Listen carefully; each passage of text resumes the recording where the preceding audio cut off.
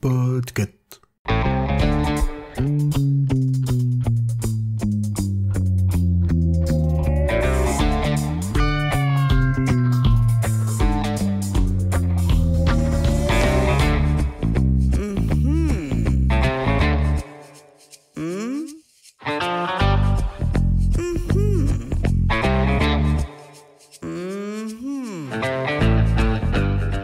Bonjour, bonsoir, bienvenue dans ce 6e épisode du Club de lecture sur le thème « Un livre de notre auteur ou autrice préférée que l'on n'a pas encore lu ».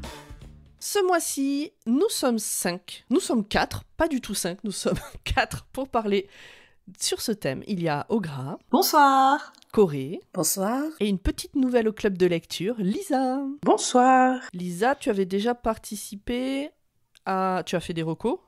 J'ai fait des recos. Et tu avais participé à la spéciale, À la non ? spéciale du dimanche. C'est ça. Offrir des livres à Noël. C'est ça. Il y a un mois, tu me disais, je sais pas, je suis pas sûre, est-ce que vraiment je vais faire un épisode de podcast, je me le sens pas, et puis alors depuis, on t'arrête plus. C'est toujours comme ça. C'est très bien. Vous allez bien ? Oui. Vous avez eu du mal à trouver, vous, vos livres ou pas ? Un livre de... Alors déjà, est-ce que vous avez du mal à trouver votre auteur ou votre autrice préférée ? Comme ça dépend du moment, on va dire. Il y en avait un que je savais que j'allais mettre en avant à ce moment-là, mais tu m'aurais demandé il y a 6 mois ou dans 6 mois, ce serait pas le même. Ok. Et toi, Corée ? Non, moi j'avais aucun doute, toi non plus. Oui. Enfin, Toi, tu l'as... Voilà. Oui, j'avais aucun doute sur ce que toi, t'allais choisir, oui. Oui, sur De toute toi, façon, non, je savais que t'avais beaucoup de doutes, mais... Tu l'avais annoncé, de toute façon, dès qu'on a dit ce thème, t'as dit « Ah bah oui, bah moi je vais lire ça !» Le titre et tout, tu savais. Très bien. Moi, j'ai très galéré. Vous allez voir, c'est la moitié du texte que je vais lire tout à l'heure. Je vous explique comment j'ai galéré. Est-ce que vous avez des choses à dire avant que l'on démarre, que l'on rentre dans le vif du sujet ? Peut-être dans le chat, dites-nous, c'est... Comme ça, est-ce que ça vous viendrait de suite à l'idée si vous avez un auteur ou une autrice préférée ? Ça tape. Oui. Les 2000 personnes du chat sont en train de taper en même Pas temps. si on aura le temps Ouais. de tout vous lire. Hein. Marceline nous dit absolument pas. Iphigénie va nous écrire un roman. Ah bah non. Donc pour Iphigénie, c'est Édouard Louis, donc ton auteur préféré. Et Marceline complète qu'elle devrait longuement se pencher sur la question. Je vous propose qu'on attaque, et c'est moi qui vais prendre le premier tour, pour une fois. Avant de lancer ma première phrase, faut que je vous dise quelque chose. Ça va être long et brouillon. Parce que je voulais tout préparer pour pas faire comme la dernière fois où j'ai fait 2 têtes et c'était brouillon. Donc j'ai tout écrit. Non, en plus non. Je voulais tout écrire puis relire pour le faire mieux. En fait, j'ai écrit une grande partie que j'ai pas eu le temps de relire. Et j'ai même pas fini d'écrire. Ça Voilà. va être parfait. Moi, je trouve que ça me ressemble assez. Après, j'espère que ça va pas être trop nul à écouter. Jamais. Allez, je me mets bien pour lancer tout ça. Un petit coup d'eau. Comme ça fait la musiquette. L'enfant profita d'un instant où sa mère lui tournait le dos pour s'asseoir dans le chaume et enduire de salive ses chevilles ou perler quelques gouttes de sang. C'est par cette phrase que commence ce livre que je n'avais jamais lu, enfin je crois, j'y reviendrai, de mon auteur préféré, enfin je crois, j'y reviendrai aussi. Enfin non, en fait ça je vais y revenir tout de suite. C'est quoi un auteur ou une autrice préférée ? C'est défini comment ? Franchement j'ai galéré. Aucun nom ne m'est venu à l'idée, il y a des auteurs et des autrices que j'aime beaucoup, mais aucune où j'aime tout, aucune où j'ai presque tout lu, où j'attends la prochaine sortie avec impatience. J'ai même envisagé de laisser passer ce club de lecture, parce que après tout, c'est pas grave, hein, on n'est pas obligé d'être là tous les épisodes, on a le droit de pas être inspiré, de pas avoir le temps. Puis j'ai demandé sur les réseaux sociaux, bon en fait c'est pas vrai, j'ai demandé il y a 1 heure, mais faisons comme si c'était il y a 3 semaines. J'ai demandé sur les réseaux sociaux l'avis des gens, sur certains Discord aussi, que je fréquente. J'ai eu quelques réponses, pas toujours les mêmes. On m'a répondu donc que c'était la personne dont on a envie de tout acheter ou de relire, que c'est celle dont on n'a pas besoin de regarder le résumé du livre pour avoir envie de lire le livre.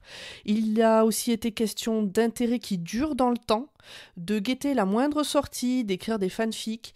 Une autrice m'a dit que son ou ses écrivaines préférées sont celles qu'elle a envie de devenir quand elle sera grande. J'ai pas tout listé, j'ai pas listé toutes les réponses, il y en a eu beaucoup, mais on peut voir qu'il n'y a pas une définition universelle. Ça me rassure, et en même temps, ça m'arrange pas. Et puis, tout d'un coup, je me suis rappelé qu'il y a 2 auteurs qui m'ont donné envie de lire tous leurs livres quand j'étais ado. Je n'arrive pas à les classer dans auteurs préférés parce que je ne sais toujours pas comment définir ça moi personnellement, mais je pense qu'ils sont ceux qui peut-être se rapprochent le plus de cette définition. Et donc, qu'est-ce que je lisais compulsivement quand j'étais ado ? Eh bien, R.L. Stein vers 12 ans, ou Stein d'ailleurs, je ne sais pas comment on dit, et Christian Signol vers 15 ans. 2 salles, 2 ambiances. Christian Signol, pour le replacer, c'est un auteur français connu pour ses romans pastoraux. La plupart de ses œuvres se passent en Lozère, dans le Larzac, sur les différents cosses, à l'ouest du Massif central ou le long de la Garonne. R.L. Stein, c'est l'auteur des premiers Chairs de poule, donc vraiment rien à voir. Bon, il a vite fallu se rendre à l'évidence, j'ai lu tous les Chairs de poule écrits par cet auteur, et puis il n'en a pas écrit d'autres depuis cette époque, peu importe quand c'était. Christian Signol, par contre, écrit toujours. Donc, même si je n'ai rien lu de lui depuis le lycée, je me suis dit que ce serait facile de trouver. Et je trouve rapidement qu'il vient de sortir un roman. Nickel. Le titre, Une famille française. Je vous avoue qu'on est dans une période où je me méfie un peu des gens qui font l'apologie de la famille française, voyez-vous. Le résumé, lui, parle d'évolution de la société autour d'une famille et finit par « Sauront-ils malgré tout rester soudés autour des valeurs dont ils sont les héritiers ?» Alors Christian Signol, il a 77 ans. Est-ce qu'il aurait viré facho vieille France ? Ça serait pas le premier. Est-ce qu'il l'a toujours été puis je m'en étais pas rendu compte avant ? C'est pas impossible. Je fais vite quelques recherches sur internet et je trouve que certains milieux d'extrême droite saluent ces livres qui mettent en avant la vraie France. Mais, par contre, absolument rien qui pourrait faire penser qu'il est content de ça ou d'accord avec eux. Alors j'ai peut-être mal cherché, si vous avez des infos, donnez-les-moi, mais le bonhomme a l'air safe de ce côté-là. Bon du coup, va pour lire Signol. Mais alors lequel ? Parce que j'en ai quand même lu pas mal et il n'est pas aussi prolifique que son collègue du Maine. Oui, je parle de Stephen King. Encore quelques recherches, et je me rends compte que je n'ai jamais lu son premier livre. Et c'est celui qui l'a fait connaître d'ailleurs. Il s'appelle Les Cailloux Bleus. Allons-y alors, en espérant l'avoir fini pour l'enregistrement. Bon, et puis en fait finalement là je suis au milieu du tome 2, donc je l'ai fini largement pour l'enregistrement. Les Cailloux Bleus, c'est l'histoire de Philomène et de ses adelphes, Étienne, Abel et Mélanie. Mais c'est surtout l'histoire de Philo. À part quelques moments, c'est elle que l'on suit. Quand l'histoire commence, nous sommes à la fin de l'été 1897, Philo a 7 ans, sa petite sœur en a 4, Étienne et Abel ont respectivement 20 et 11 ans. Avec leurs parents, ils habitent une des métairies de Monsieur de Laval, qui est appelée le maître, par tout le monde, même ceux qui ne sont pas ses métayers.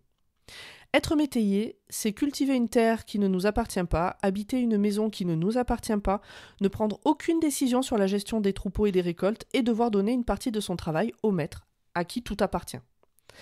Pour les parents de Philo, c'est un honneur de servir un maître et en plus d'avoir des félicitations. Pour son frère aîné, il est hors de question de servir une personne qui peut le jeter comme il le veut. Philo, du haut de ses 7 ans, elle n'a qu'un rêve, avoir des galoches pour ne plus avoir mal aux pieds l'été. Et peut-être aller à l'école aussi. Mais c'est à son père de décider, et il n'aime pas trop cette idée. Il a besoin de ses enfants pour faire tourner la ferme, et puis ça sert à quoi de savoir lire pour s'occuper des brebis, quoi. Le premier bouleversement de la vie de Philo, c'est le départ d'Étienne, donc son grand frère, pour le service militaire. En plus, comme il veut pas du tout prendre le relais de son père, et comme il le dit trop fort et que donc ça se passe mal avec le maître, il s'est engagé pour après le service militaire, donc il en a pour au moins 6 ans. Il paraît qu'il va devoir traverser la mer. Je vous lis un extrait de la discussion entre Philo et son frère Abel, donc à ce moment-là ils ont 7 et 11 ans. « N'empêche qu'il va voir la mer et peut-être la traverser, fit Abel avec enthousiasme. Philomène, qui n'avait jamais vu que des cailloux et des genévriers, demanda « Qu'est-ce que c'est la mer ?» Le garçon s'assit, daigna regarder sa sœur et s'extasia les yeux brillants. De l'eau, de l'eau, de l'eau, et bleue comme le ciel. Élevée depuis toujours dans le respect de l'eau rare du puits, Philomène, qui avait reçu plusieurs gifles pour une timbale renversée par maladresse, suggéra « Un grand puits ?»« Mais que tu es bête, protesta Abel. De l'eau au moins comme ici à Gramma, peut-être même Figeac. »« Abel, tu te moques de moi !»« Mais non, Bécasse, c'est si grand qu'on la traverse en bateau. » Incapable d'imaginer autre chose que le paysage de ses 7 ans de vie, Philomène, fermant les yeux, devina une immense étendue de cailloux bleus, plus grande encore que le plateau. « Qui te l'a dit ?» fit-elle incrédule.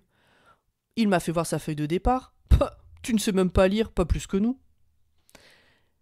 Et ça aussi, c'est quelque chose d'important pour Philo, apprendre à lire et à écrire, et peut-être un jour être celle à qui les gens du village viennent demander de l'aide pour lire le courrier. Dans le village, il y a aussi Adrien, son ami de toujours, qui lui a promis de l'épouser un jour.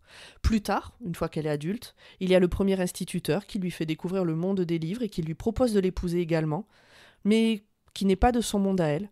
Je ne vous dis pas si elle a choisi Adrien, Julien ou sa meilleure amie Sidonie. Il y a aussi Maria, la catin.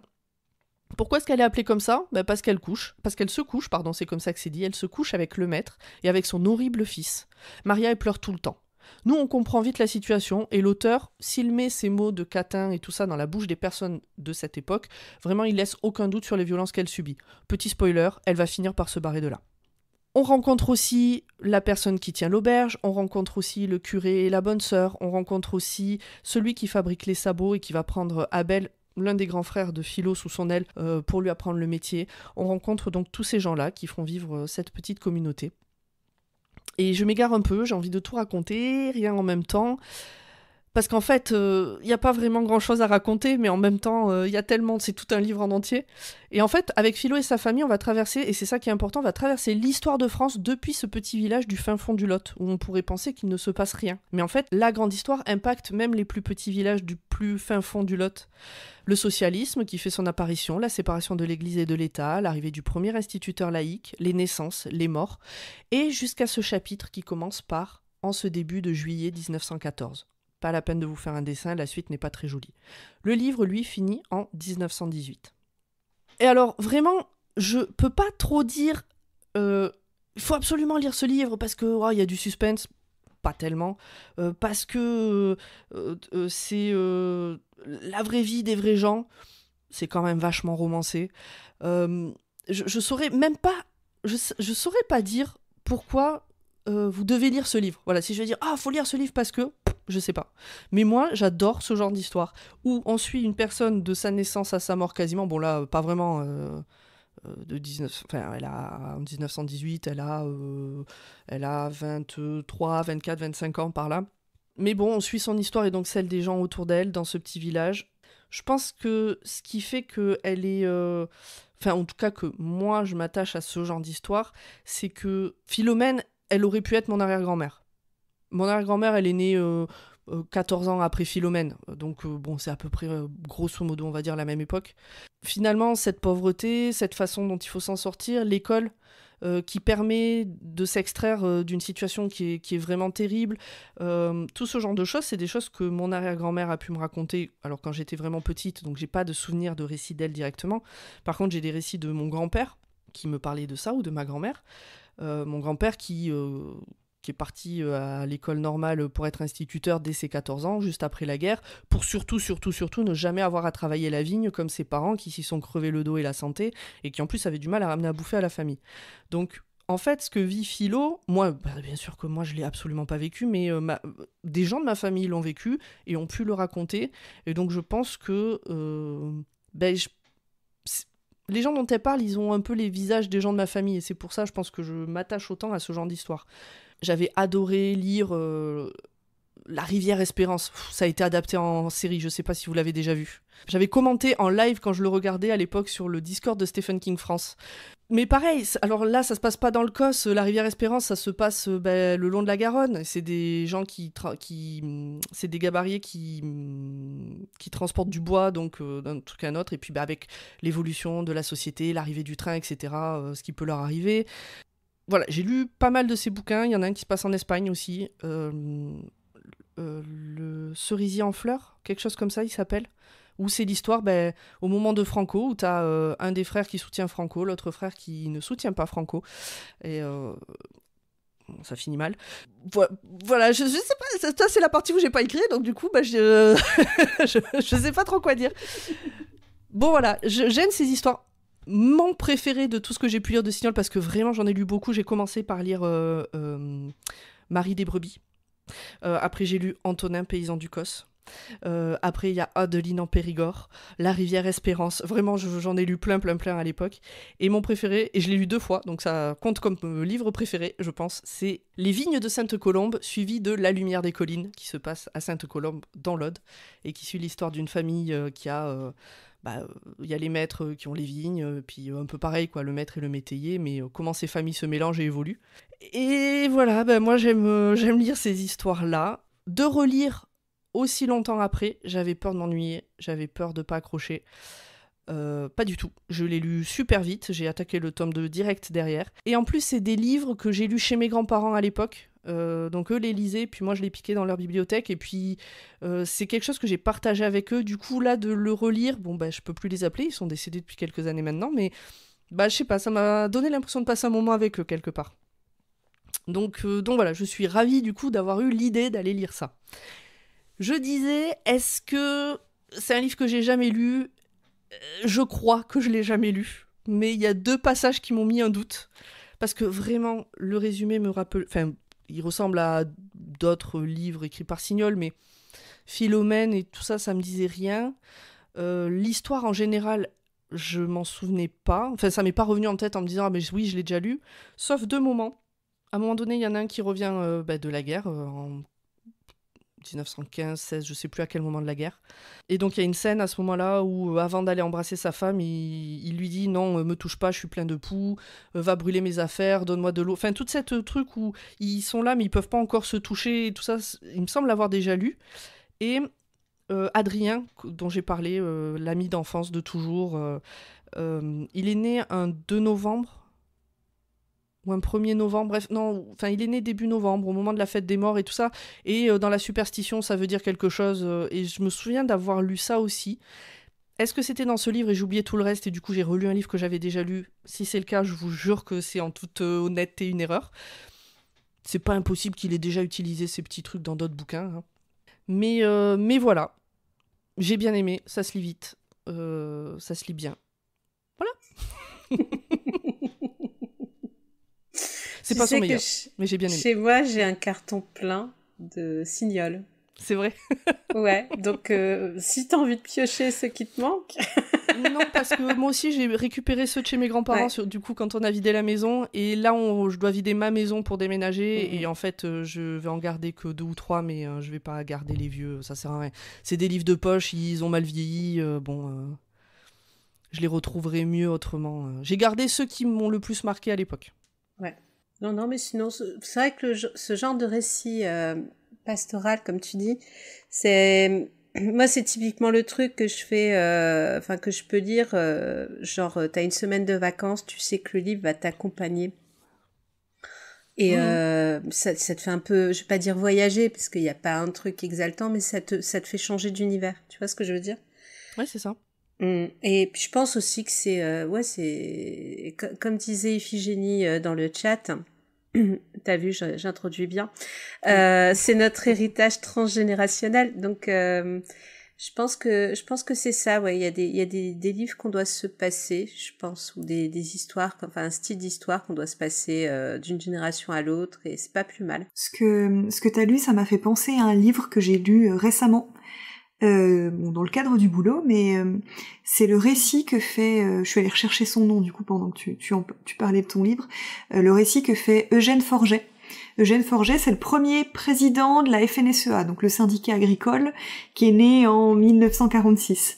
Et en fait, il raconte dans ses mémoires comment ça s'est fondé, comment le syndicalisme agricole est apparu dans les campagnes, qu'est-ce qui s'est lancé d'abord, hein, donc en fait, grosso modo, des jeunes qui voulaient, en gros, dans les années 1910, t'avais, en fait, soit t'avais des courants politiques qui essayaient de représenter un peu, qui se sont rendus compte qu'il y avait quand même plein de monde à représenter dans les campagnes, et donc soit t'étais, je caricature un peu, bolchevique, soit c'était le parti fasciste des chemises vertes, parce qu'il y a eu un parti fasciste agricole. Et donc ce gars-là raconte comment lui il s'est construit entre ça, c'est-à-dire que t'as l'église qui a dit oulala, on a un peu nos ouailles qui vont se barrer, donc on va créer un mouvement de jeunes agriculteurs, et ce gars-là raconte toute sa carrière agricole et comment il montait à la capitale et comment heureusement que sa femme restait chez lui pour s'occuper des cultures et les différents combats, et t'as vraiment un truc il raconte ça pour passer l'enseignement aux générations futures. Et c'est ultra intéressant parce qu'au milieu de ça, il va te raconter qu'est-ce qui s'est passé quand il y a eu la séparation de l'Église et l'État, à quel point ça a été le scandale dans le village, qu'est-ce qui s'est passé quand la première machine agricole est arrivée dans le village. Et c'est ultra intéressant à lire. Bah là en plus, bon, c'est un roman, clairement, enfin, voilà, comme je le redis, c'est pas La Terre de Zola, hein, c'est La Terre de Zola, mais pas pareil. Et mais bah, tous ces trucs y sont, et en fait, ça c'est le premier bouquin qu'il a écrit en 1984, l'année de ma naissance. J'étais liée à ce livre. Et en fait, il dit que là, il raconte en fait l'histoire de ses grands-parents et de ses parents. Tout simplement, l'histoire, elle se passe là où il a grandi, là où sa famille a vécu. Même s'il l'a romancé, il se base sur des histoires vraies et ça se sent quand même. Et puis c'est un truc un peu cliché de dire comme ça, mais quand tu remontes sur 2 ou 3 générations, tout le monde ou presque était lié à la terre, à la ferme. Ah oui. Enfin voilà, je pense la plupart des gens qui écouteront ont une arrière-grand-mère ou un arrière-grand-père qui vivait dans une ferme. Et on a perdu ce lien-là, et des fois le retrouver à travers un récit, c'est super intéressant aussi, sans tomber dans un cliché c'est pas du tout le truc de tomber dans C'était mieux avant ou autre, mais c'est un truc très culturel qui est cool de relire, quoi. Et tu vois, ça fait partie des choses que du coup j'aime bien avec Signol, c'est que, de ce que j'ai lu en tout cas, c'est que oui, il romance, mais il tombe pas dans ce truc de C'était mieux avant. Et même si des fois il le fait dire à certains de ses personnages, la plupart du temps, c'est plus par peur de ce qu'on connaît pas que par réel C'était mieux avant. Ouais, puis je pense aussi que c'est Signol pour ça, parce que j'ai pas d'autres noms d'auteurs en tête, mais ce qui est bien, c'est que ça raconte l'histoire du quotidien. Tu sais. Et je pense que, ouais, on le raconte pas assez. Et tu vois, moi, à contrario, en fait, moi je suis issue de parents immigrés, et donc j'ai quasiment pas d'ancrage, j'ai pas d'ancrage en France en fait, familial et compagnie. Mais par contre, j'ai adoré lire Jean Giono, parce que moi je suis née à Manosque au final, et du coup, j'avais l'impression en fait que ça me créait quelque chose, ça m'enracinait moi personnellement dans la région où je suis née, dans tous ces petits villages où j'ai pu aller me promener et tout, tu vois. Et pareil, c'est un auteur du quotidien, Giono, justement. Alors, par contre, bizarrement, c'est des choses que j'ai beaucoup lues à mon adolescence, notamment. Je sais que Les âmes fortes, je l'ai lu plusieurs fois, j'en ai aucun souvenir. Et ça, je m'en rends compte, là, depuis tout à l'heure, je me dis, mais... Et j'arrive même plus à savoir de quoi ça parle. Faudrait que je les reprenne, tu vois. Et peut-être que ça me ferait le même effet que toi, Pomme, parce qu'en fait, je sais avoir lu pas mal de Giono, mais je m'en souviens pas vraiment. Alors, est-ce que j'aurais un petit tilt en les lisant ou pas, ou quoi je sais pas vraiment. Voilà. Et moi, je sais que Les âmes fortes m'a beaucoup marqué, mais je pense que, si je dis pas de conneries, c'était une lecture que je devais faire en prépa obligatoire, et je pense que le lien était là, quoi. Mais oui, par rapport au quotidien, je reparle là de mon bouquin de Eugène Rouget. Il y a tout un truc qui est impressionnant, comme c'est quelqu'un qui a jamais écrit forcément avant. T'as tout un truc où il te dit puis tel jour on a eu, il va te parler de l'électricité ou de trucs qui pour lui sont, tu sens qu'il a envie de transmettre ça. Genre vous n'imaginez pas à quel point ça nous a changé quelque chose à ce moment-là. Ou quand il explique que sur la ferme il a fallu lui il faisait de l'élevage, sauf que monter à Paris quand t'as des vaches c'était pas pratique, donc il a voulu spécialiser sa culture. Du coup ils ont fait des arbres fruitiers, et comme quoi c'était une révolution dans le coin et personne faisait ça. Il fallait être sûr que tu puisses continuer à fonctionner, parce que tu t'engageais pour 20 ans à faire ça, et c'est super intéressant à lire. Après, je pense que un des trucs qui fait que ça me plaît autant, que ça me fait penser à ma famille, c'est que je viens d'une famille aussi qui parle beaucoup, et qui a beaucoup parlé, même pour ceux qui sont décédés, avant qu'ils décèdent, de ce qu'était leur enfance, de ce qu'ils ont vécu. Mon grand-père, il a écrit un livre interne à la famille, évidemment pas du tout publié ni rien, mais où il parle justement de son enfance, de comment c'était quand il était petit. En gros, je crois qu'il parle il doit raconter à peu près jusqu'à la rencontre avec ma grand-mère, je pense. Donc vraiment, ils se sont rencontrés, ils avaient 20 ans, donc vraiment son enfance et son adolescence. Et il a pris soin de raconter ce que lui vivait, mais aussi de raconter le quotidien. Je sais qu'il y a tout un chapitre sur comment on comptait le beurre ou la farine quand on allait à l'épicerie. Plein de petits trucs comme ça qui font que ça permet de mieux s'imaginer, et ça a toujours été du coup important pour eux de parler de ça. Et Je pense aussi que c'est pour ça que ce genre d'histoire me parle plus, peut-être que... Je rejoins Marceline dans le chat qui dit quel beau témoignage ça doit être. Effectivement, oui. moi je sais que j'ai un regret là, maintenant que mes grands-mères prennent de l'âge et ont un peu de difficulté à raconter des histoires, c'est de pas m'être pointée avec mon dictaphone, d'avoir tout enregistré pour garder une trace et puis retaper ça un jour, quoi. Oh oui, je comprends. Bon voilà, si vous voulez une lecture pas détente, je peux pas dire détente, parce que putain, la guerre et tout, puis même ce qu'ils vivaient, c'est pas détente, mais c'est facile à lire. Voilà. Parce que je veux dire, on passe quand même 25 ans dans ce livre, et à aucun moment je me suis dit, à part justement pendant la guerre, où il y a des moments qui m'ont paru plus longs et plus lourds, mais je pense que c'est fait exprès, c'est pas une erreur d'écriture. Il a une façon de faire avancer l'histoire quand il se passe rien finalement, qui fait que ça avance vite. De dire, si par exemple, il s'est passé un truc à Noël, et puis pendant 1 an et demi, il n'y a rien de particulier à raconter, parce que là, et ça donne aussi cette impression, du coup, c'est le train-train, en fait.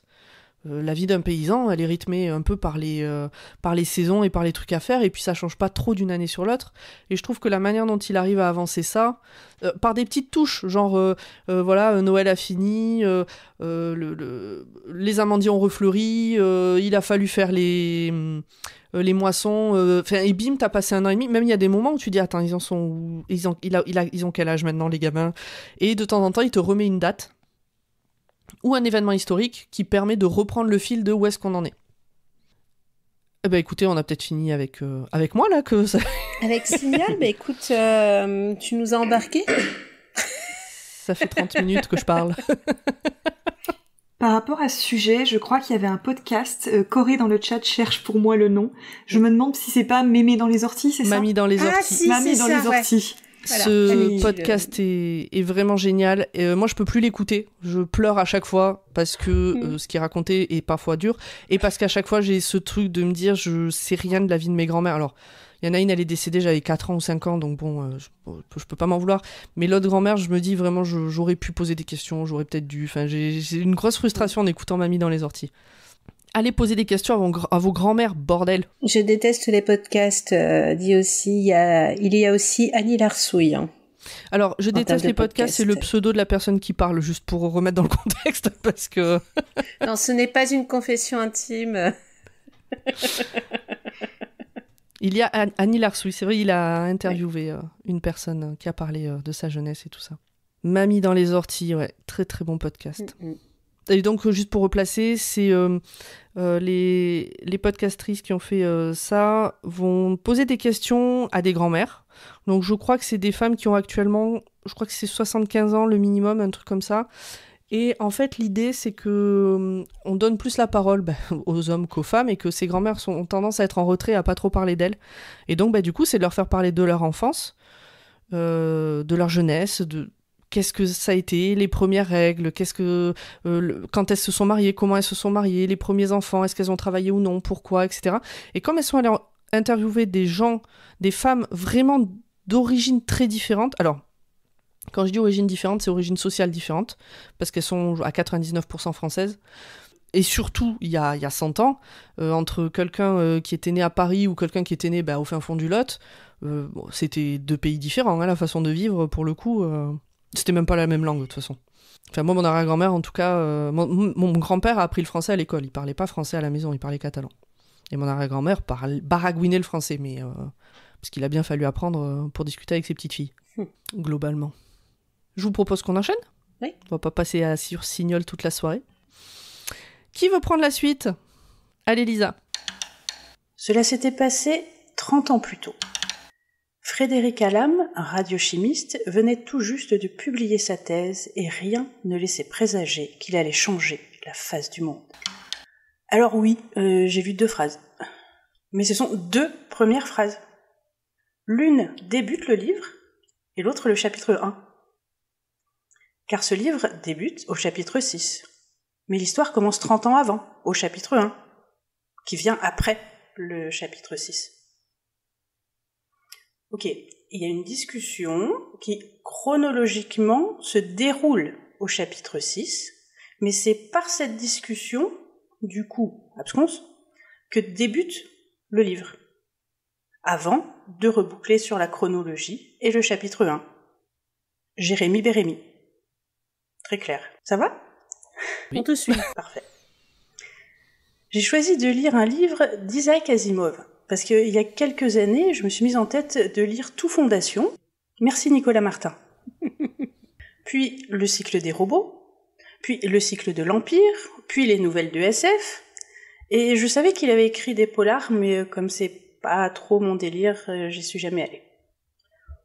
Je me suis donc dit que c'était l'occasion. Et j'ai commencé la lecture du Club des Veufs Noires. Et la première phrase que je savais devoir vous lire m'a donné une petite nausée. J'ai forcé pour lire la première nouvelle, mais clairement, le délire du Boys Club, c'est pas pour moi. Donc je suis allée éplucher ses autres livres, et je suis tombée sur ce one-shot de SF dont je n'avais jamais entendu parler, ou que j'avais relégué dans un espace de ma mémoire lié aux œuvres mystiques et hautes bondieuseries auxquelles j'adhère encore moins qu'au polar. Je suis Lisa, et ce soir, je vous parle du livre d'Isaac Asimov, Les dieux eux-mêmes. Alors l'histoire se déroule en 3 temps, comme au théâtre. D'abord, la découverte de Hallam, un scientifique moyen, mais qui a fait par hasard une grande découverte. Le possible échange d'électrons vers ce qu'il nomme le para-univers. Résultat, énergie gratuite et illimitée, temps faste, les 30 glorieuses, mais sans la guerre froide. Sauf qu'un brillant chercheur, Lamont, est convaincu, à en briser sa carrière, que la pompe à électrons n'est pas une bonne idée. Deuxième partie, où clairement Asimov s'est surpassé pour inventer l'univers. C'est plus proche de la fantaisie que de la SF à mon sens. Alors il y a 2 types d'êtres, des solides et des fluides. Les fluides vivent en triade. Un rationnel, un parental et une émotionnelle. Et c'est la fusion des 3 qui permet la naissance d'un frère de gauche, un frère de droite et une médiane. Chaque rôle est défini et ancré de façon atavique pour chaque membre d'une triade. Jusqu'à Dua, une émotionnelle un peu trop à gauche, du côté rationnel donc, qui va fureter et découvrir ce que font les solides avec cette pompe à électrons. Et enfin, il y a une dernière partie sur la Lune, sur fond de rébellion des natifs, de lune creuse et de tourisme spatial. On a un seul récit, mais vu de différentes façons, suivant la position sociale, le sexe ou les enjeux politiques. Et j'en dirai pas plus. Et j'ai beaucoup aimé le livre, parce que l'écriture d'Asimov, elle est, comme toujours, elle est très fluide et facile d'accès. Même les parties de plus de sciences dures sont tout à fait digestes. Et c'est de la rétro-hard science, avec des concepts dont on a entendu parler depuis l'écriture du livre en 73. Mais du coup, ça passe crème.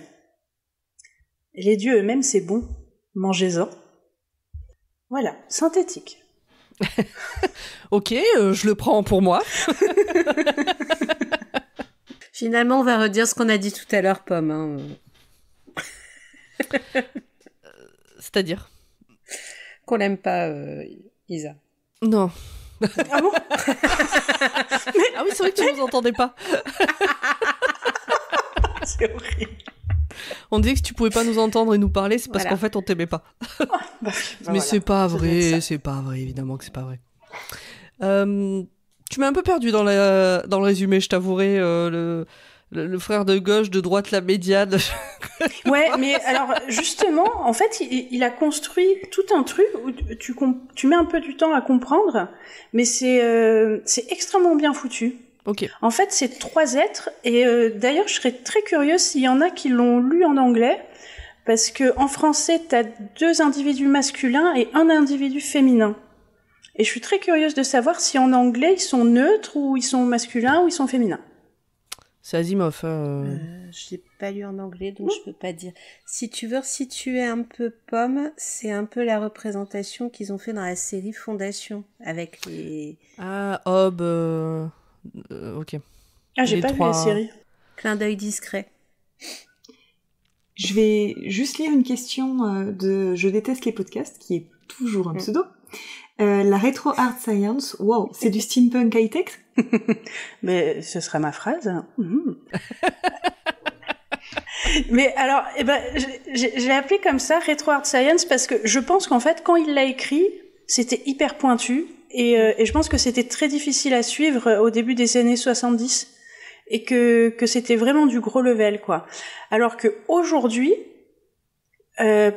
probablement parce qu'on a plus accès aux sciences, parce que je sais pas, on parle de réchauffement climatique, on parle de beaucoup de choses comme ça, et du coup que tu vas retrouver dans le bouquin, il te donne des notions de science que ouais, tu comprends à quoi ça correspond.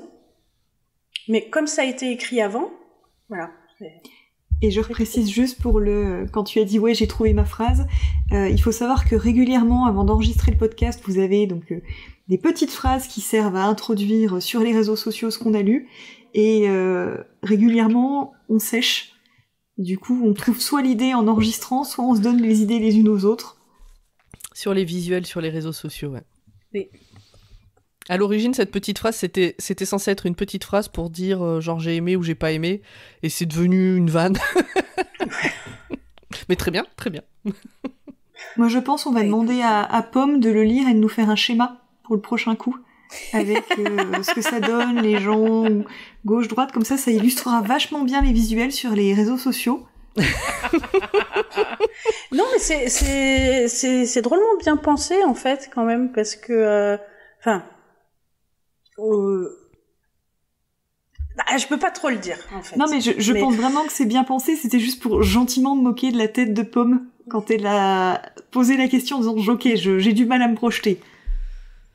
Ouais, oui, mais en fait, ils appellent ça une triade, on pourrait dire un trouble, aussi. Il y a 2 mâles et une femelle, en fait, et c'est pas des frères et sœurs. Et au départ, c'est les 2 mâles qui sont ensemble, et puis quand même, ils trouvent que c'est pas génial, et notamment celui qui a le rôle de parental, parce que lui, il est dédié à l'élevage, oui. il est dédié à s'occuper des petits. Oui, merci. L'élevage, c'était Signol. Et du coup, c'est le parental qui dit non, mais il faut absolument qu'on se trouve une émotionnelle parce que à nous deux, de toute façon, on peut rien faire. On peut pas se reproduire, quoi. Et donc, c'est pour ça qu'ils introduisent une émotionnelle dans leur triade. Et quand ils se reproduisent tous les 3, alors ils arrivent, à se reproduire. Quand ils fusionnent, ils appellent ça fusionner. Et c'est seulement la jonction des 3 qui permet d'avoir des petits. Et en fait, qui naissent toujours dans le même ordre. Le petit de gauche, c'est le rationnel, le petit de droite, c'est le parental, et puis la petite médiane, ce sera l'émotionnel. Mais médiane dans le sens du milieu. Oui. Non, mais vraiment, parce que moi, quand tu m'as dit ça, j'ai vu une médiane. Enfin, je me disais, c'est un truc... c'est une image, un truc que je comprends pas, c'est un peu... Je sais pas, une médiane, quoi. Du coup, je comprends mieux déjà. Je te vois bien ressortir ta calculette graphique, tu sais qu'on c'est alors. Non, mais je voyais un truc un peu éthéré, tu sais, pas trop palpable, enfin, je sais pas. Après, comme ce sont des individus fluides... il y avait ça, c'est ça, ouais. Ils s'appellent comme ça, ce sont des fluides, mais parce qu'ils n'ont pas de substance dure. Ah oui, donc l'image que j'avais en tête n'était pas tout à fait fausse. Oui, ouais. Ok, très bien. Et alors, si ça vous dit, dans le chat, je vous ai préparé la phrase qui m'a fait changer de livre. Tu peux redire le titre ? Les dieux eux-mêmes. Les filles, Asimov, ça vous parle pas ? Oui, ça va. J'en ai pas encore lu. C'est un gros manque à ce niveau-là. Bon. J'ai vu passer la reco de En livre audio, ça passe bien. Dans le chat, je note. Ouais. J'ai fait le tome 1. En fait, j'ai voulu lire le tome 1 de Fondation juste avant la sortie de la série. Série sur laquelle j'ai fait un watchlist, donc que j'ai aimé et que je vous recommande. En tout cas, la saison 1, j'ai pas encore vu la saison 2. Et je voulais lire, du coup, le tome 1, qui est pas très gros en réalité, avant de regarder la série. Et du coup, j'ai fait à moitié lecture et à moitié audio, et je trouve qu'en audio, ça passe très bien. Et j'ai pareil la moitié du tome 2 en audio. Il y a Je déteste les podcasts qui lui a lu les Chroniques martiennes. Les Chroniques Marseille de Asimov. Et des livre extrêmement connu dans le milieu. Évidemment. Petit crossover entre ta lecture et celle de Lisa. Je veux dire, dans le sud-est de la France, il y a 2 grands auteurs qui sont Marcel Pagnol et Asimov. Oui, tout le monde le sait. Et Iphigénie, elle conseille Futurs qui craignent, qui sont aussi des nouvelles. Mais il y a du Asimov, mais pas que du Asimov. Mais c'est lui qui a choisi les autres nouvelles qui sont pas écrites par lui. Bon, on peut dire ça Asimov un peu. Je déteste ces podcasts qui demandent si Asimov il était pas avant-centre de l'OM avant, c'est exactement ça. Si, et après il s'est mis à écrire des livres. Est-ce qu'il s'ennuyait? Bah écoutez, si on a fait le tour, parce que bon, Asimov, c'est vrai qu'il a pas écrit grand-chose, on n'a pas grand-chose à dire. Oui, ça va, c'est pas un auteur, ça va quoi. Si, moi je voulais te demander, t'as quasiment tout lu d'Asimov, c'est ça? Alors j'ai pas tout lu, mais en fait, il y avait eu justement juste avant la sortie de la série, Nicolas Martin là, sur France Q avait fait une émission sur Fondation. France Culture. En amont. Pardon. Pour ceux qui savent pas, moi je sais de quoi tu parles. Oui. Très bonne émission, j'ai adoré écouter cette émission. Et du coup, j'avais lu quelques livres d'Asimov comme ça, ado, ça m'avait bien plu, mais pas plus que ça. Et en fait, à l'écoute de cette émission, je me suis dit ah ouais, Fondation, faut tellement que je le lise en fait. Et donc j'ai repris comme ça. Je me suis remis tout Fondation, puis tous les robots, puis voilà l'Empire aussi. Ouais, t'en as lu pas mal quand même. Ah oui. oui, on peut dire. Bah j'y ai et avec passé, plaisir. Ouais. Mais j'y ai passé 1 an et demi à lire quasiment que ça, quoi. Alors j'ai fait des petites pauses de fantaisie de temps en temps, mais ouais, au final j'en ai pas mal lu. Et effectivement, j'avais complètement dénigré le polar. Bah c'est toujours le cas au final. Peut-être qu'un jour t'iras au-delà de cette première phrase totalement misogyne et pour voir la suite, on sait pas. Ouais, non, puis le reste de la nouvelle, voilà, j'ai pas poussé plus loin, quoi. Mais, d'accord. Gloops, non. Après, ouais, Asimov, c'est un gars de son époque qui écrit avec les idées aussi de son époque malgré tout. Forcément, ça impacte beaucoup de choses. Ouais. Ok. On passe à la suite, du coup ? Putain, quelle efficacité. Qui prend la suite ? Du coup, Ogra, t'étais prête ? Ouais, c'est pour pas qu'on oublie. C'est pour pas qu'on oublie. Je ferai un t-shirt un jour. Faut pas laisser Ogra. On laisse pas Ogra dans un coin. On se souvient.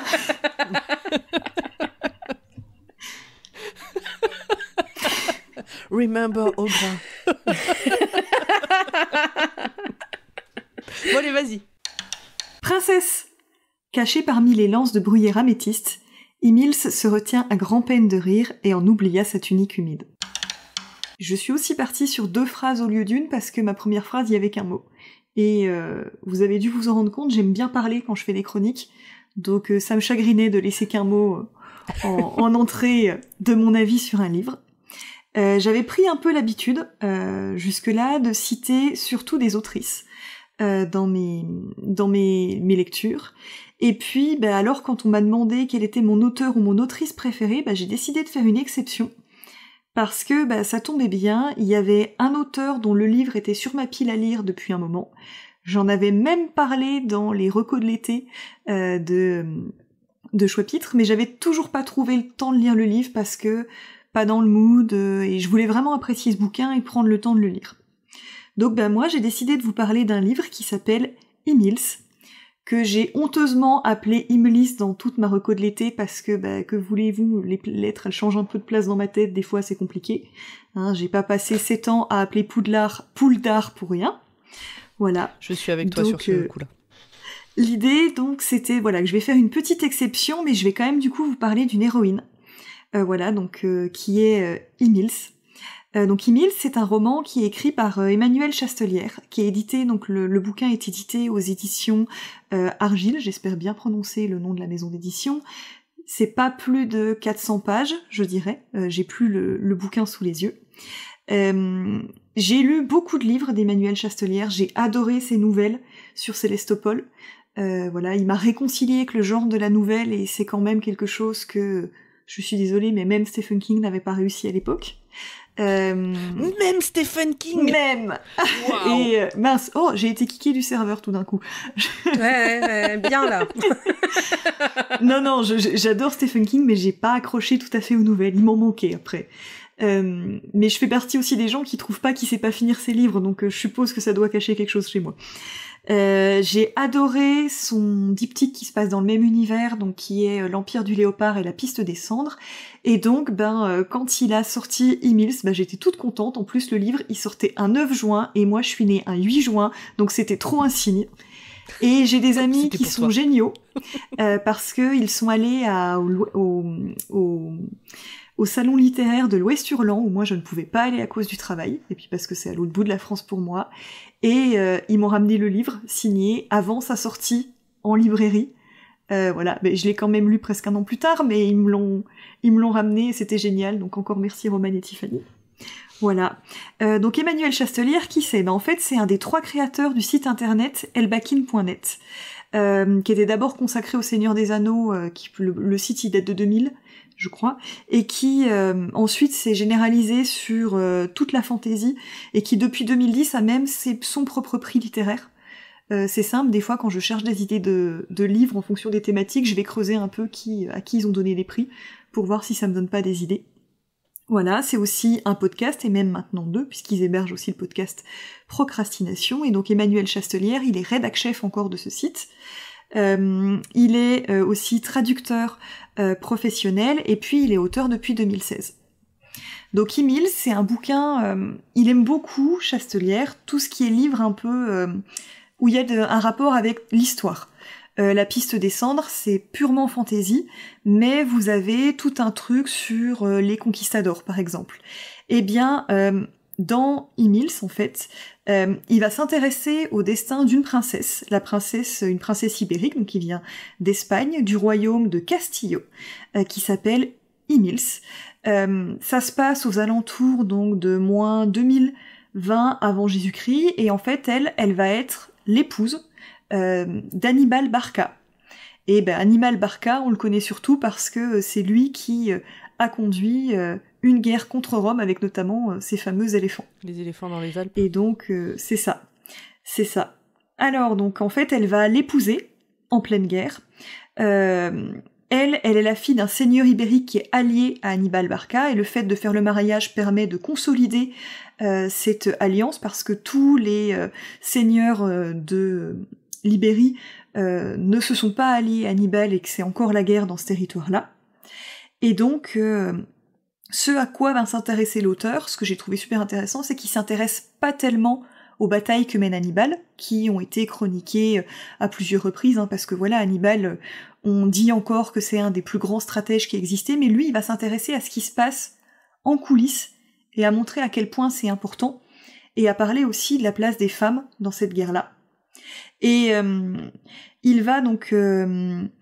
en fait, il va partir d'une page Wikipédia, la page d'Emils, en fait, elle est quasiment vide sur Wikipédia, je crois qu'il y a 2 statuts où on dit que peut-être c'est elle, peut-être c'est pas elle, on n'est pas sûr, et il va, autour de ça, à partir de sources quand même historiques, construire une histoire sur qu'est-ce qui se passe à Carthage, pendant que Hannibal remonte lentement jusqu'à Rome, dans ce qui est la 2e guerre punique. Donc punique, c'est le terme qu'on attribue quand on veut parler des guerres liées à Carthage. Et donc ça m'a fait penser, cette réflexion, sur quelle est la place des femmes, sur comment on parle des femmes, quelle trace elles laissent dans l'histoire, à une petite phrase, je dérive un peu, mais de la comédie musicale Hamilton, où il y a toute une chanson qui est dédiée en fait à une femme qui brûle les lettres et sa correspondance, et ce qui fait qu'on ne saura jamais, et c'est un peu tout le titre de la chanson, ce qu'elle a pensé, je vous spoil pas la comédie musicale, mais ce qu'elle a pensé de cette période de sa vie. Et il y avait cette tradition de brûler, pour les femmes d'hommes politiques, de brûler leur correspondance au décès de cet homme ou après leur décès, pour pas laisser ces traces-là, et donc d'effacer un peu ces traces-là. Il faut vraiment que j'arrête de lire le chat, vous faites beaucoup trop de blagues à 2000, là je n'arrive plus à me concentrer. Voilà, et bien Emmanuel Chastelière, en fait, il reprend cette page un peu vierge pour raconter cette histoire d'une princesse qui est propulsée dans un monde qu'elle ne connaît pas, qui est Carthage, d'une famille qu'elle ne connaît pas, les Barca. Et les Barca, en fait, ça fait des années qu'ils font la guerre, ça fait des années qu'ils ne vivent que pour ça, et elle débarque dans ce territoire où elle est vue comme une barbare, hein, ça lui est clairement dit, ça lui est clairement reproché, c'est la pièce rapportée qu'on va mettre en avant pour montrer que la campagne, elle a du succès, elle va devoir s'intégrer dans cette famille, et on n'arrête pas de lui dire qu'elle doit faire honneur à cette famille. Or, Emile, c'est une princesse qui a quand même du caractère. Je vais vous lire une des premières phrases, donc ça reprend un peu ses pensées. Tous savaient ce qu'une fille de monarque devait faire ou ne pas faire, à l'image de ses précepteurs. Tous, sauf elle, qui n'avait jamais appris comment se soumettre aux traditions sans protestation. Donc Emile, elle a été élevée en fait comme un garçon puisqu'elle n'a que des sœurs. Et son père mettait beaucoup d'espoir en elle. Et Emile, elle va avoir en fait un accident qui va la rendre en partie infirme. Elle va se mettre à boiter, ce qui est considéré comme une tare terrible et comme le fait que voilà, elle devient le porte-poisse de toute sa famille. Enfin voilà, tout le monde la regarde de travers suite à ça. Donc son père est limite bien content de pouvoir la bazarder dans une alliance quand il en a l'occasion, puisque bah voilà, elle ne mérite plus. Il se détache d'elle suite à cet incident. Emile, en plus, c'est une princesse qui va littéralement rencontrer la foudre, hein, puisque c'est ça son accident, et qui ensuite va la rencontrer sous une autre forme, puisque Barca, de Hannibal Barca, ça veut dire la foudre, et qui va avoir tout un lien justement avec ce côté un peu mystique. Régulièrement, ça va être rappelé, ce lien-là, et qui va devoir se détacher, s'affirmer face à cette puissance qu'elle a en face d'elle, qui lui a fait changer le cours de sa vie par 2 fois. Donc elle se retrouve mariée en fait à un homme. Je vais vous décrire un peu 2 phrases qui donnent une idée de sa façon de penser. Donc c'est un homme, Hannibal, qui ne court pas après la gloire, mais après Rome, et qui depuis toujours ne vit que pour son rêve, celui de son père, celui de sa cité. Donc sitôt après avoir rencontré Hannibal, elle va être propulsée dans cette Carthage, cette ville qu'elle connaît pas, qui est super loin, hein, parce que Carthage, l'emplacement, c'est... En gros, si l'Espagne est au nord-est de la Méditerranée, Carthage c'est au sud-ouest. Je voudrais pas dire une bêtise. C'est la Turquie ou la Tunisie ? Carthage, oui, c'est la Tunisie, oui. Et donc, elle est envoyée donc à Carthage sous la protection d'un soldat qui vient avec elle, qui s'appelle Aspar. Et dès qu'elle arrive à Carthage, déjà on l'appelle plus Emils. Peut-être ils ont les mêmes soucis de prononciation que moi parce que tout le monde l'appelle Chimilca, qui est son nom version punique. Oui, c'est sûr que toi, tu passes... C'est hyper ressemblant, oui. Eux, ils passent de Emils à Chimilca. Justement, peut-être qu'ils disent Chimilca parce que eux non plus n'arrivent pas à dire Emils et disent Imlis, comme moi je disais au début. Voilà, qui est son nom version punique. Elle y rencontre sa belle-mère, Bathishilem, sa belle-sœur, Mutunbal, et plein d'autres personnages avec lesquels elle va découvrir un peu l'envers de cette guerre. Sa belle-mère, c'est on pourrait croire qu'elle va rencontrer une marâtre, mais en fait elle rencontre une chef de guerre au féminin qui doit nouer des alliances pendant que son fils se bat, dont le mari est mort à la guerre, qui doit trouver des fonds, qui doit rassurer la population de Carthage parce que la population de Carthage vote ses décisions. Sa belle-sœur, pareil, tu comprends rapidement qu'elle a laissé de côté mari, enfant, elle les a tous envoyés dans l'arrière-pays, enfin au moins les gamins, pour se faire élever et que elle est tout entière au service de sa mère pour aider son frère. Voilà, alors je vous en dirai pas plus sur le bouquin. C'est ultra intéressant d'avoir voilà ce côté de l'histoire développé que moi je connaissais très peu. Et donc on va passer à ce que j'ai aimé, déjà l'immersion dans le bouquin. C'est ce que je vous disais, on a une galerie de personnages, il y a encore une cousine qui va se lier très fort avec Emils, vous avez des servantes qui vont avoir différents rôles, vous avez un politique qui essaye de l'entraîner avec elle pour faire arrêter la guerre, et vous avez aussi la ville de Carthage qui est décrite, et c'est vraiment tout un univers à elle-même. J'ai vraiment beaucoup aimé cet aspect historique parce qu'en plus c'est bien documenté, mais ça reste accessible. C'est une période que je connaissais vraiment très très peu. En gros, vous me disiez Carthage, je vous disais la bataille qu'ils font à un moment dans Gladiator. C'était la seule référence que j'avais, et à la rigueur, si je creusais un peu, je pensais à Hannibal et aux éléphants. C'était la seule référence que t'avais pour Carthage ? Ouais, j'avais un peu dit-on. T'as pas fait la latin créatrice au collège ? Si, mais j'ai plus beaucoup de souvenirs. Moi, je me souviens que de ça. C'était le premier cours de latin en 5e. J'ai oublié tout le reste. Nous, on a décliné Rosa. Oui, aussi. Oui. Juste après. Moi, j'ai fait une tablette aussi pour écrire dedans, mais voilà. Sympa. Donc j'ai beaucoup aimé l'auteur, en fait, on sent Emmanuelle Chastelière. Je suppose que c'est lié à ça, mais en tant que traducteur, c'est quelqu'un qui doit faire énormément attention aux mots qu'il utilise, au sens qu'il utilise, et à quelle version d'une langue il va utiliser. Et ça se sent très fort dans ce livre, et ça se sent encore plus fort dans une petite série de vidéos que je vous conseille avant ou après lecture, ça spoil pas. Moi je l'ai fait après, par peur d'être spoilé, mais c'était tout bon. Il a fait 8 petites vidéos d'1 minute 30 qui s'appellent, je crois, Avant Emils, où il raconte à chaque fois un petit pendant. Par exemple, quel nom j'ai choisi d'utiliser pour la mythologie, qu'est-ce que c'est que le jeu qu'on appelle le Sénet, etc., etc. Et c'est super intéressant à écouter pour voir si on a envie de lire le livre ou pas. Moi j'ai fait un lien aussi pendant ma lecture, c'est entre le personnage d'Emils, qui est vraiment un personnage qui au fond est pacifique, et le personnage qui est souvent rappelé, qui est une figure quasi surnaturelle, qui est la créatrice de Carthage, qui s'appelle Elisha, et qu'on appelle, nous on connaît plus sous son nom romain, Didon. Didon, en gros, quand elle est arrivée pour obtenir, donc elle s'est enfuie de chez elle.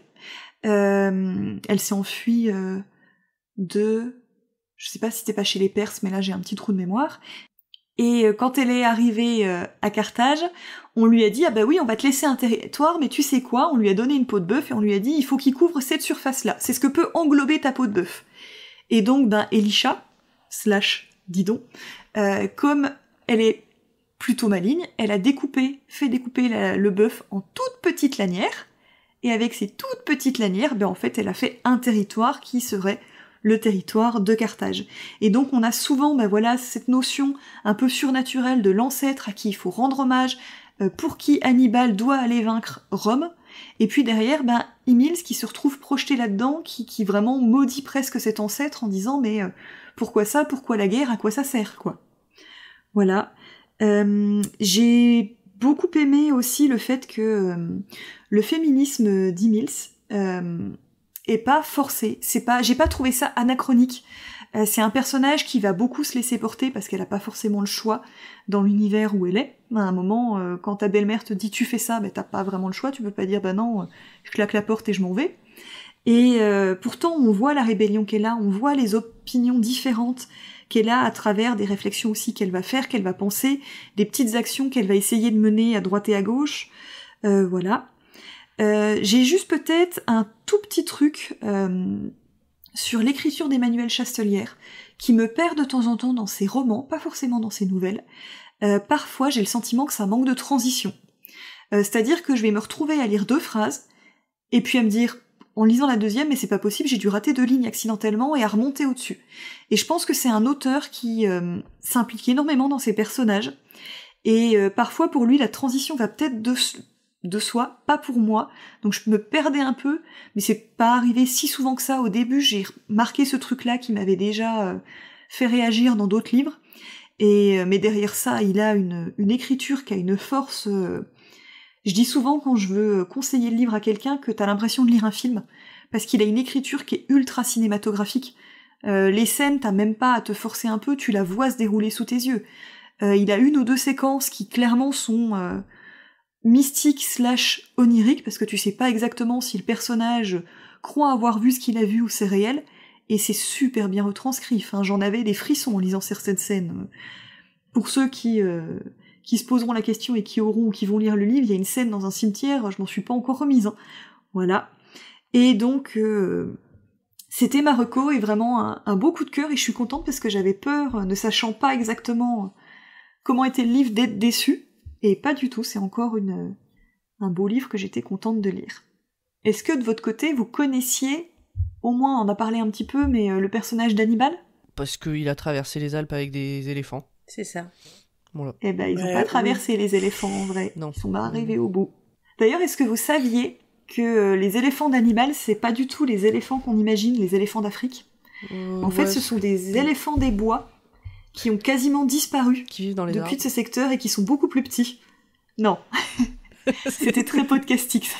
C'était pas des lapins, Corée. Les éléphants des bois.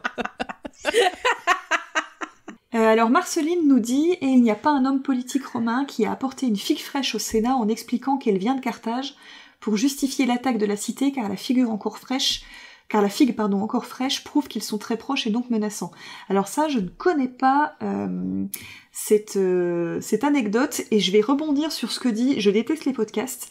D'ailleurs, Hannibal est au cœur d'une réécriture nationaliste de l'histoire en Tunisie. Oui, j'ai vu une vidéo, genre 20 minutes avant qu'on commence l'enregistrement du podcast, qui explique que la figure d'Hannibal, elle est reprise en ce moment en Tunisie. Il y a eu comme d'hab, un scandale qui n'en est pas un à la con, où le Netflix va faire une série sur Hannibal et a casté Denzel Washington pour le jouer. Et on a tout de suite, les gens ont dit « Ah, mais non, mais il peut pas être noir à Carthage, regardez, le buste, ça représente un homme blanc. » Bon, le buste, il a été fait comme d'hab des centaines d'années après. Donc il y avait la réécriture nationale de l'histoire en Tunisie, et il a aussi beaucoup été repris apparemment dans les années 30 par le mouvement fasciste en Italie, qui reprenait son opposant, je vais mal le prononcer, Scipion ou Scipion l'Africain. Ce nom vous dit un truc, c'est lui qui a réussi à battre les armées de Carthage à Carthage. Voilà, je regarde encore un peu le chat. Donc non, ce Hannibal-là ne mange pas des gens. Enfin, pas qu'on sache. Il est pas connu pour ça, en tout cas. Et donc, Je déteste les podcasts rappelait aussi que que son souvenir, c'est le souvenir du sol labouré avec du sel par les Romains pour le rendre stérile, une volonté d'annihiler la ville. Mais il faut dire qu'il y en a eu 3 des guerres puniques, et que vraiment le côté l'Empire romain est trop menaçant et on va aller le battre, c'est un truc... Puis c'est une histoire aussi complètement épique, hein, parce que en réalité, quand vous regardez où est Carthage et où est Rome, vous vous dites faut traverser avec des bateaux. Et comme ils savaient que le passage en bateau, l'armée romaine était trop forte en Méditerranée, ils ont fait le tour par les Pyrénées, l'Espagne, puis remonter, repasser par les Alpes et redescendre. Et c'est vraiment un récit qu'on découvre petit à petit aussi par les lettres qu'envoie Hannibal, et c'est super intéressant. Moi, pendant longtemps, comme je connaissais le terme guerre punique, et que je connaissais le mot punique que dans cette expression, je pensais que ça découlait du mot punition. En fait, je confondais un peu punique et punitive. Là, c'était... Bah oui, je comprends. Voilà. Je comprends. Les autres, vous connaissiez Emmanuel Chastelière? Vous avez lu des choses d'Emmanuel Chastelière? Celui-là ou d'autres? Oui. Oui, évidemment, t'as tout lu, régulièrement. Toi. Bah non, j'ai pas tout lu. J'ai pas lu Célestopol et Célestopol 1922. Ah oui, par pardon. contre, je lui fais régulièrement peur parce que c'est un auteur très timide aux Aliénales tous les ans où je lui fais régulièrement peur parce que j'attends devant chez lui. Mais comment tu lui fais peur au juste? Bah, tu connais, je suis plutôt du genre bonjour, tout ça, et je vois bien clairement dans certains yeux, ça passe pas, tu vois. C'est... Recul de 4 pas. Voilà, donc ça a beau faire 10 ans qu'on se voit, ça passe pas. Mais c'est pas... Il y a des auteurs comme ça où je leur fais un petit peu peur. Enfin, peur, il y a une appréhension. J'ai juste une petite phrase, alors je rallume ma liseuse. La petite phrase, il y a 2 choses qui m'ont fait dire « Allez, banco, je pars sur ce livre-là pour cet enregistrement ».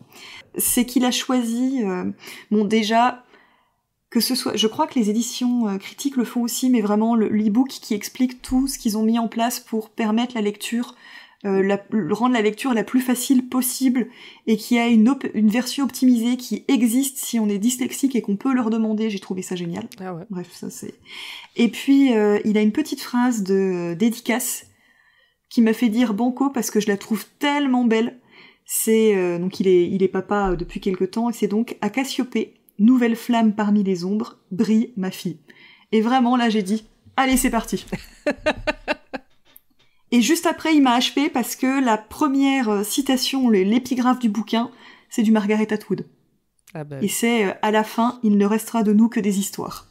Alors effectivement, le chat a creusé la question de la figue et ramené à Rome. Le chat est sur Wikipédia. Je suis le chat, je suis.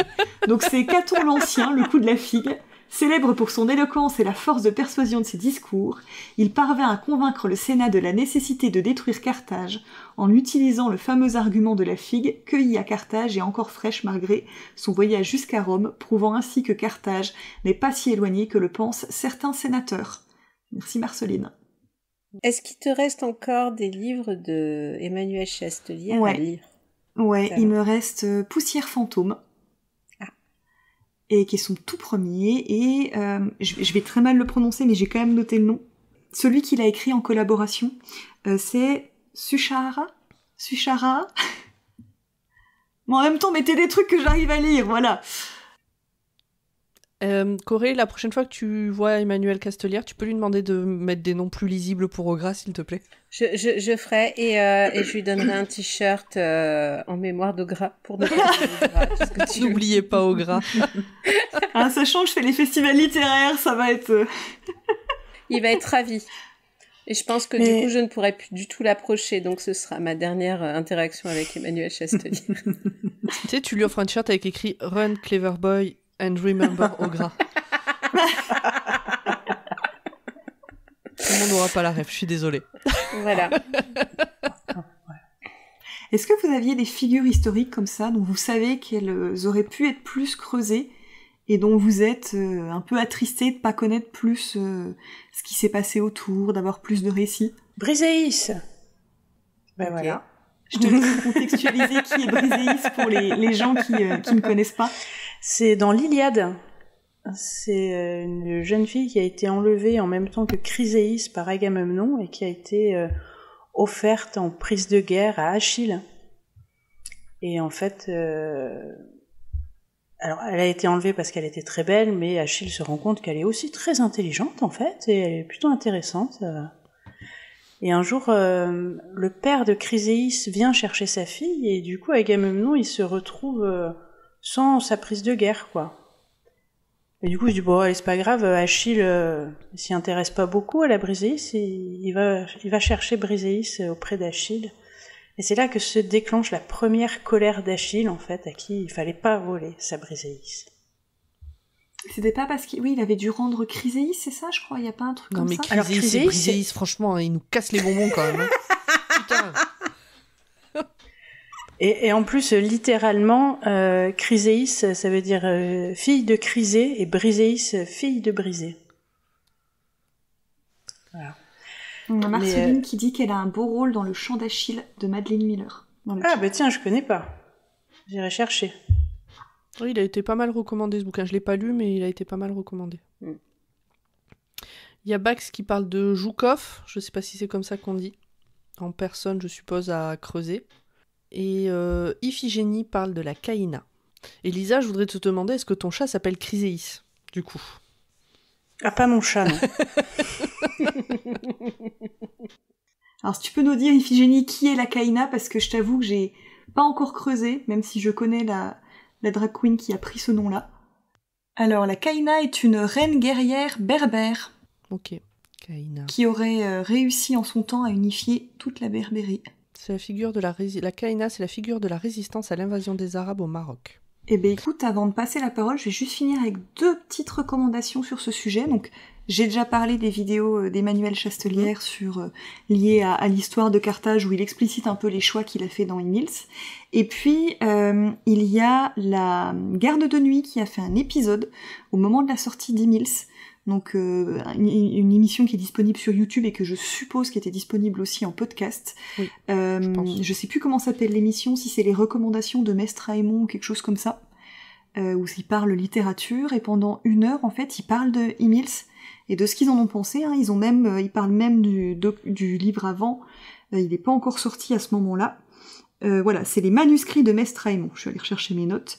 Et donc, vous pouvez l'écouter, il ne spoil pas l'ouvrage jusqu'à 32 minutes, et ensuite c'est full spoil, donc voilà, soit vous l'écoutez après, soit vous l'écoutez avant et vous vous en moquez d'être spoilé. Mais j'ai bien aimé écouter ça, j'avais déjà écrit ce que je voulais dire avant de l'écouter pour pas trop me faire influencer, et j'ai retrouvé 2-3 trucs intéressants qui m'ont bien plu. Ok, très bien. Bah, je vous propose de passer à Corée, qui va pas clore cet épisode, parce qu'on va encore beaucoup parler après, évidemment, mais qui va clore la partie des livres. La partie, comment dire, la partie vraiment club de lecture, ouais. Je sais pas comment dire, bref, cette partie-là, quoi. Oui. 3 chemins permettent de gagner Castleview depuis la ville de Castle Rock. La route 117, Pleasant Road et Les Marches des Suicidés. Pour ceux qui n'étaient pas là au début de ce club de lecture, tellement on a parlé, le thème de ce mois-ci, c'est un livre de votre auteurice préférée que vous n'avez pas encore lu. Et si jamais vous n'êtes pas au courant, le mien d'auteur préféré, celui à qui je pardonne tout, sauf Dreamcatcher, celui que je lis selon mon humeur en VO ou en VF et dont je considère les adaptations comme mes films doudous, cet auteur s'appelle Stephen King. Je l'ai rencontré littérairement, bien entendu, chez ma marraine, vers mes 10 ans. Quand j'ai vu cette couverture trop choupie montrant un clown, et comme j'aime l'humour, même si des fois l'humour m'aime moins, je l'ai pris et j'ai découvert ce qu'était qu'une nuit d'insomnie. Malheureusement pour moi, on avait vite compris que je lisais tard le soir. Aussi, j'ai vite investi dans des systèmes de cachette et d'éclairage tout aussi farfelus que les autres. J'aurais pu m'arrêter là et cela n'aurait été que l'histoire d'une lecture d'un soir, sauf que il se trouve que j'aime les animaux et les soirées en famille. Évidemment, Kuyo et The Shining étaient faits pour moi. Kuyo ? Ainsi, Kuyo. Kuyo ? Kuyo. Ok, d'accord. Oui, non mais je le prononce comme je le prononçais avant quand j'étais... Non mais je voulais être sûre d'avoir bien entendu, parce que Kuyo, par chez moi, Kuyo, ça veut dire couillon. Et du coup, j'ai dit, mais pourquoi Kuro, c'est ça du coup. Oui. Voilà. Et la dame a fait espagnol en LV2. Ce qui est formidable tout de même quand on a Stephen King comme auteur préféré, c'est qu'il écrit beaucoup. Il suffit d'une année d'inattention pour louper quelques livres et c'est comme ça que Gwendy et la boîte à boutons m'est passé sous le nez.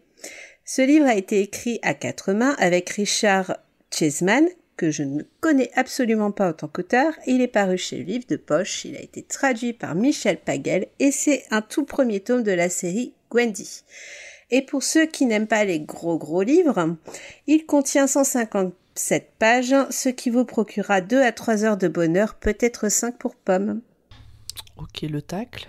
Gwendy et la boîte à boutons. Nous sommes en l'été 1974 et Gwendy Peterson prend les marches des suicidés pour faire un peu de sport. En effet, elle a 12 ans et un de ses camarades de classe l'a traitée de bibendum. Elle souhaite donc perdre un peu de poids, faisant fi de la croissance qui ne va pas tarder du haut de son adolescence. Au sommet, elle croise un homme coiffé d'un chapeau noir. Il l'interpelle et lui offre une étrange boîte munie de 2 manettes et sur laquelle sont dispersés 8 boutons de couleurs différentes. Nous suivons dans ce premier tome, du coup, la vie de Gwendy pendant 10 ans. Et dans Gwendy et la boîte à boutons, on s'attaque à des thèmes un peu récurrents chez Stephen King. Pour les adeptes de l'auteur, vous pouvez maintenant sortir le bingo Stephen King et accrochez-vous car il n'y a pas beaucoup de pages.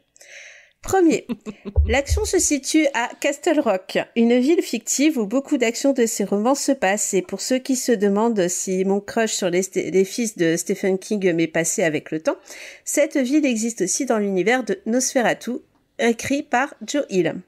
2. On est en présence d'un adolescent mal dans sa peau et qui subit parfois du harcèlement à l'école. Et oui, Gwendy aime aussi le sport et l'écriture. 3. Les parents de Gwendy ont un léger problème avec l'alcool, mais ça va se résoudre. 4. Un mec chelou et un peu effrayant apporte un élément un peu magique qui n'aura pas que des effets bénéfiques. 5. On annonce la mort d'un personnage de l'histoire. 6. Il y a une petite culotte qui apparaît. Évidemment. Et en facette, ce roman est relié à d'autres de l'univers de l'auteur. Si vous avez la flemme de chercher, lisez la page dédiée chez Stephen King France. Donc vous voyez, j'ai tout pour passer un bon moment à l'aide de ce récit. Et même si l'auteur a retiré toutes ses longueurs et ses fins interminables, attardons-nous quand même sur les thèmes proposés avant de dire que le roman qu'il est bien. Donc Gwendy est une ado sympa. Pas parfaite, mais plutôt cool. Elle reçoit de cet homme étrange. Alors moi, j'aurais jamais parlé à ce mec-là, mais on est dans un livre de Stephen King, donc évidemment, au bout d'un moment, elle va aller lui parler. Une boîte à boutons, et cette boîte a des effets bénéfiques et maléfiques à la fois. Par exemple, avec les 2 petites manettes, elle peut obtenir un chocolat qui lui coupe la faim, donc c'est un en fait, et lui enlève certains désagréments physiques, comme la mauvaise vue, l'acné et les règles douloureuses. Finalement, j'aimerais bien prendre des en fait. Deuxième cadeau issu de la manivelle, des dollars Wilson, donc de collection. Excuse-moi, je me permets de te couper, mais quand t'as parlé d'enlever les douleurs de règles, on est 4 nanas là. Les 4 ont fait oh. En silence, mais on a toutes relevé la tête. Tu peux pas, excuse-moi de t'avoir coupé, mais bon, voilà. Non, mais on est toutes d'accord que Stephen King comprend le sang des femmes. Bref, deuxième cadeau issu des manivelles, des dollars Wilson, donc de collection, qui lui permettent de vivre à l'aise plus tard. Et puis, il y a les boutons. Un par continent, un rouge qu'on ne peut utiliser qu'une fois, et un noir qui représente le tout. Si vous pensiez que ces boutons actionnent le pouvoir des fleurs, c'est que vous n'êtes pas très familier avec l'auteur. C'est bien des boutons qui actionnent un pouvoir de destruction et de potentiellement sur une personne, un continent ou la Terre entière.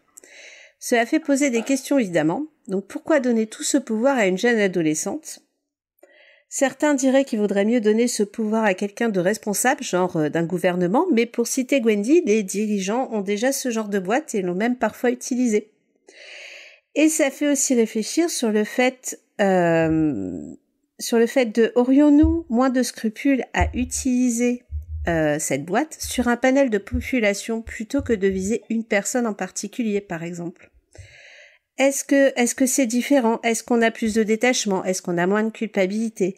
Est-ce qu'il y aurait des critères ? Pensez à la guerre, à des menaces, à des groupes de personnes malfaisantes, par exemple.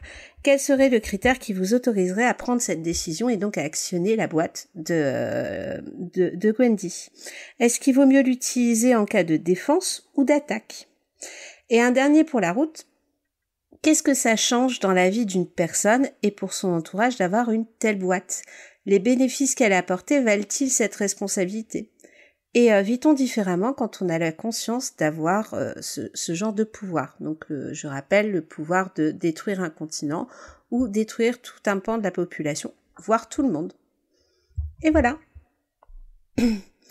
Donc, pour ceux qui se posent la question, ouais, j'ai trop aimé ce roman parce que c'est 157 pages et que on voit toujours la vie d'une adolescente. Mais il arrive à ajouter ce truc qui fait qui est totalement magique, totalement fantastique et qui transforme un ado, on va dire normal, en un héros, tout simplement. Enfin, un héros ou pas. Mais Gwendy, elle est pas parfaite, tu vois. Des fois, elle va souhaiter aussi. Enfin, elle va répondre à ses copines. Elle va en snober une. Et puis des fois elle va dire que qu'elle culpabilise pour certaines choses alors qu'en fait c'est pas de sa faute et donc voilà. Donc c'est ça aussi, c'est un premier tome, on suit Gwendy du coup pendant 10 ans. Ça rejoint un peu Pomme sur sur le roman pastoral mais version King du coup. Donc c'est Zola mais pas pareil non plus. Pastoral dans le Maine. Pastoral dans le Maine, c'est-à-dire qu'on suit sa vie, on partage un peu ses doutes, on partage le collège quand elle doit choisir le sport parce que aux États-Unis ils sont très on choisit toujours un sport à côté. On a les inquiétudes sur les études parce qu'on rappelle qu'aux États-Unis le prix des études n'est pas du tout pareil qu'en France par exemple. Et c'est toutes ces choses-là qui font que on apprend aussi de la vie de tous les jours des personnes moyennes avec leurs inquiétudes.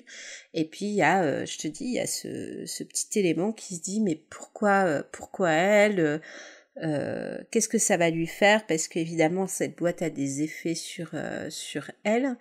Et comme dit Ephigénie dans le chat, quand elle meurt, que devient la boîte ? Ben justement, on sait pas, tant que l'homme avec le chapeau noir ne va pas la chercher. Voilà, c'est toutes ces questions qui font que je dirais sûrement le deuxième tome dans pas très très longtemps et le troisième ou vient de paraître ou va paraître dans pas très longtemps non plus. Est-ce qu'il y a un chien ? Il n'y a pas de chien cette fois-ci. Est-ce qu'il y a des personnes qui ont des prénoms quasi identiques ? Non, et pour le coup, non, les prénoms ne sont pas identiques. C'est pas un vrai King. Je t'ai dit écriture à 4 mains. À 4 mains, oui, à mon avis, c'est ça. il y en a un qui a dû biffer, genre, voilà. Mettre un petit coup de gomme. Changer un prénom. Voilà. Il y a pas de voiture bizarre non plus. Ça, c'est pas dans tous les Kings. Ah, la Plymouth, elle apparaît souvent quand même. Elle apparaît souvent, mais elle est pas Quand bizarre même, à chaque elle fois. apparaît souvent. Non, mais on le sait qu'elle est là. La Plymouth, c'est Christine, pour ceux qui n'auraient pas la référence. Voilà. Par contre, on voit le shérif de Castle Rock au loin, Évidemment. évidemment. Il y en a beaucoup que t'as pas lu de Stephen King? À part Wendy, la boîte à bout. Sûrement un ou deux, quelques recueils de nouvelles, par-ci par-là, ou des nouvelles. Mais le problème avec Stephen King, c'est que j'en ai lu tellement qu'il y a des fois, il y a des recueils de nouvelles, genre Tout est fatal, ça m'a pris de lire en disant mon Dieu, je l'ai pas lu, et au final, au bout d'une nouvelle, j'ai fait bah si, je l'ai déjà lu en fait. Le seul, et ça on en avait déjà parlé une fois, il me semble, le seul que j'ai jamais réussi à terminer, c'est Dreamcatcher. Un jour, faudra, hein. Oui. Mais, on te le mettra jour, dans ta tombe si tu l'as pas fini. Voilà, tu pourras noter, c'est pas une vraie fan, elle a pas lu Dreamcatcher. J'ai même pas réussi à terminer le film. Hein. Je sais pas, moi je sais même pas de quoi ça C'est parle, dire. Dreamcatcher. J'ai pas lu, pas vu. Eh ben, écoute, moi non plus, du coup. Au gras, Voilà, je sais que tu lis du King. Et toi, Lisa? Non. Non, pas particulièrement. J'aime pas avoir peur, en fait.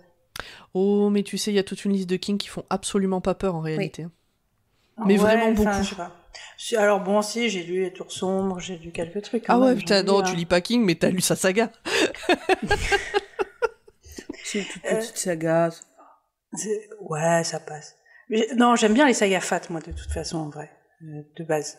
Mais non, mais j'aime pas quand je vais me coucher. Là, j'habite dans une maison un peu grande et tout, et j'aime pas me dire est-ce que les portes sont fermées, tout ça. J'aime pas. Voilà. J'aime pas avoir à me poser ce genre de questions quand je vais me coucher. J'aime pas me dire faut que je mette un tour de clé sur ma porte. Voilà. Ça me... Non, j'aime pas me faire peur comme ça. Non, mais je vous comprends. Voilà. Mais il y a des bouquins de King qui ne font absolument pas peur, ou qui sont pas écrits pour ça, et qui font absolument pas peur. Mais les monstruosités, là, si, moi, ça me fait peur. T'avais peur qu'elles soient devant ta porte? Non, mais les crevettes... Non, mais j'avais peur que les crevettes que j'ai mangées, c'était la même famille, tu vois. Ah. Et du coup, qu'est-ce que t'as fait à ma tante? Ah, c'est pas bien, et tout. Tu vas voir.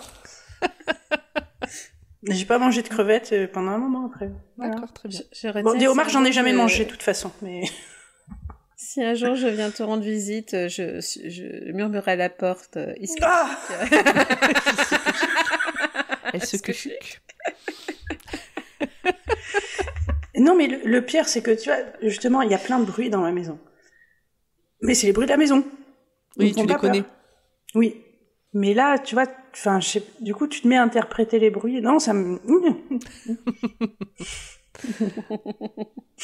Et toi, tu l'avais lu au gras, celui-là? Non, je les ai pas tous lus. D'ailleurs, je n'ai pas lu moi non plus La Tour Sombre, mais je crois que c'est la page du site de Stephen King France qui dit tout ce qu'il faut avoir lu, où il y a des références dans La Tour Sombre, qui fait qu'à chaque fois je me dis non, mais je vais choper tous les livres avant, comme ça quand je dirai La Tour Sombre, je ferai c'est là. Mais non, pas encore lu. La page dit pas tout ce qu'il faut avoir lu avant, mais fait une chronologie de voilà, c'est ce qu'il y a avant, pendant, après... C'est pas 18 bouquins à lire avant La Tour Sombre, c'est juste que non, potentiellement... oui, j'exagère le trait exprès. Mais c'est pas obligatoire non plus pour lire La Tour Sombre de faire ça. Et c'est pas obligatoire d'avoir lu La Tour Sombre pour lire les autres bouquins. Et pour le coup, la version audio de La Tour Sombre est très bien faite. Oh là là là là là là, quel coup de cœur. Avec Corinne, on s'en est pas remise encore. Il y a 2 lecteurs différents, et les 2 sont extrêmement bons. Oui. Ah, c'est bien ça, parce que j'avais eu la version... j'ai pas détesté, mais j'ai très peu apprécié l'Institut. Et je sais que c'est à 70% à cause du lecteur.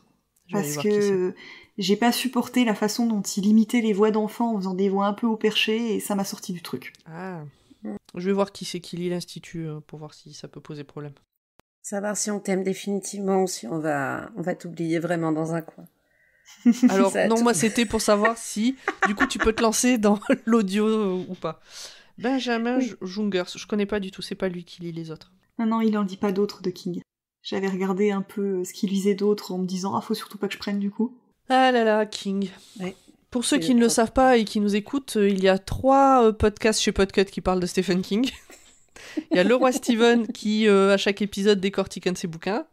Il y a la 19e Palabre qui décortique vraiment dans le détail La Tour Sombre. Et il y a la Gazette du Maine qui parle de l'actualité de Stephen King. Et autour de l'œuvre de Stephen King. Donc King a une grosse place chez Podcut. Et qui a fêté la Gazette du Maine? Il y avait un anniversaire cette semaine? Hier, alors au moment où on enregistre, on est le hier. 13 février. Et le 12 février, c'était la 100e de la Gazette du Maine. 150 épisodes, je crois, en comptant les hors-séries, si je dis pas de bêtises. Enfin, en tout cas, voilà. Et là, le Roi Steven va fêter ses 6 ans bientôt. Ah si, moi je voulais vous parler d'une chose parce que je vois que on a tous des problèmes sur la prononciation des noms propres. Enfin, des problèmes, c'est pas forcément le mot d'ailleurs. Mais je sais pas si ça vous fait ça, justement. Moi, ça m'a profondément agacée. Alors, j'ai lu La Roue du Temps. Et quand la série est sortie, je me suis dit, ouais, cool, je vais regarder. Ça faisait un petit moment que je l'avais lu. Donc, j'estimais que mon souvenir était suffisamment lointain, en fait, pour pas me sentir gênée, en fait, si la série était pas top fidèle, etc. Et effectivement, la série était mignonne, quoi. Bon, voilà. Mais par contre, la prononciation des prénoms, il les prononce pas du tout comme je l'ai dit dans ma tête, quoi. Et ils t'ont pas consulté avant de... Non, j'étais très fâchée. Et Bah oui. non, mais à tel point que le premier épisode, je comprenais pas de qui il parlait, quoi. Parce que moi, dans ma tête, il y en a une, elle s'appelle Ninaève, puis là, elle s'appelle Nynaeve. Et ben, excuse-moi, mais ça a pas fait sens tout de suite, hein. Non, mais voilà, d'autant Non, que... mais j'ai eu les mêmes... Ouais, voilà. Alors, je sais pas comment tu l'appelais dans ta tête, mais moi, je l'appelais pas Nynaeve, en tout cas. Voilà. Et par contre, à l'inverse, j'ai à moitié lu, et j'ai écouté le premier tome des Archives de Rochard. De Sanderson. Ok, très bien, j'écoute. Voilà, c'est mon deuxième livre audio. J'accroche pas du tout au livre audio, en fait. J'y arrive pas, je sais pas. Donc bon, je l'écoute, ok, très bien, sauf que j'avais pas de crédit pour écouter le tome 2 et que le tome 3 était pas sorti, enfin bref, et donc je me suis dit, mais fuck, je vais le lire, en fait. Et du coup, de voir les prénoms écrits, je dis, ah, mais ça va pas du tout, moi je les dis pas comme ça. Ah. Et ça m'a gênée, parce que du coup, comme j'ai lu tous les autres bouquins après, eh ben, j'étais gênée par cette prononciation qui m'avait été imposée par le livre audio du départ. Et alors que enfin, j'ai buté sur les prénoms, en fait, toute la saga. Je sais pas si ça vous fait... J'ai pas souvenir. Si, d'avoir pu avoir des trucs où je me dis « Ah, mais c'est comme ça que ça se prononce !» Ok. Mais pas que ça m'ait gêné, je me souviens pas. Je sais que pas tout à fait... Enfin, en lien avec une adaptation comme ça, j'avais une discussion avec Fabien Cerruti, l'auteur du Bâtard de Kosigan, parce que moi j'avais tout écouté en livre audio et qui avait été un tout petit peu gentiment catastrophé quand je lui avais dit ça en me disant ah non mais c'est terrible parce qu'en fait le Bâtard de Kosigan il est pas tout à fait comme c'est dit dans le livre, comme c'est dit dans le livre audio. Puis je dis mais c'est les mêmes mots. Oui mais la façon dont il a de parler c'est pas du tout ça dans mon livre. Et ouais, c'était très drôle en fait que le premier tome, effectivement, je l'avais réécouté pour voir. L'écoute du premier tome, effectivement, le personnage, il se la pète. Enfin, il est en mode je suis méga baraque et tout. Et en fait, l'auteur dit non. En fait, il faut y voir de la dérision en fait dans la façon dont c'est écrit, parce que ne traduit pas cette espèce de second degré. La version audio, il disait qu'après, il avait pu. Je sais plus s'il avait pu contacter le doubleur ou qu'il en avait parlé directement à la personne chargée de l'adaptation, parce que mine de rien, c'est aussi une forme d'adaptation plus limitée, et c'était intéressant d'avoir cet échange-là et de voir le regard catastrophé de l'auteur en disant « Ah ben non !» C'est un contresens. Bah, ce qui peut être intéressant du coup, c'est de... Bon, j'imagine, je suis pas autrice, donc je sais pas en vrai. Mais je me dis, ça peut être une façon de dire « Ah ben du coup, j'étais pas claire dans ce que j'ai écrit. » Parce que je me dis, si le comédien le lit comme ça, c'est que c'est a priori comme ça qu'il l'a ressenti. Après, je sais pas comment ça se passe, une session de lecture. Est-ce qu'il lit avant, une fois? Est-ce que... Après, pour te donner un exemple qui qui est un peu connu, là je repars sur mon Poudlard, regarde les 2 façons dont a été interprété Dumbledore par le premier acteur qui est ensuite décédé, puis quand le rôle a été repris. Avec un premier très doux, etc. Et puis un deuxième avec le même très connu Harry, as-tu mis ton nom dans la coupe de feu? Alors que dans le bouquin c'est marqué, dit-il calmement. Voilà, bon, après là le deuxième acteur a clairement dit j'ai pas lu les livres et y a pas de souci, je sais comment je vais le jouer. Donc forcément, mais... Bon, après, il y avait un metteur en scène qui était là normalement pour le cadrer. Des fois, tu lis un personnage et tu te fais tout de suite une idée de comment il est.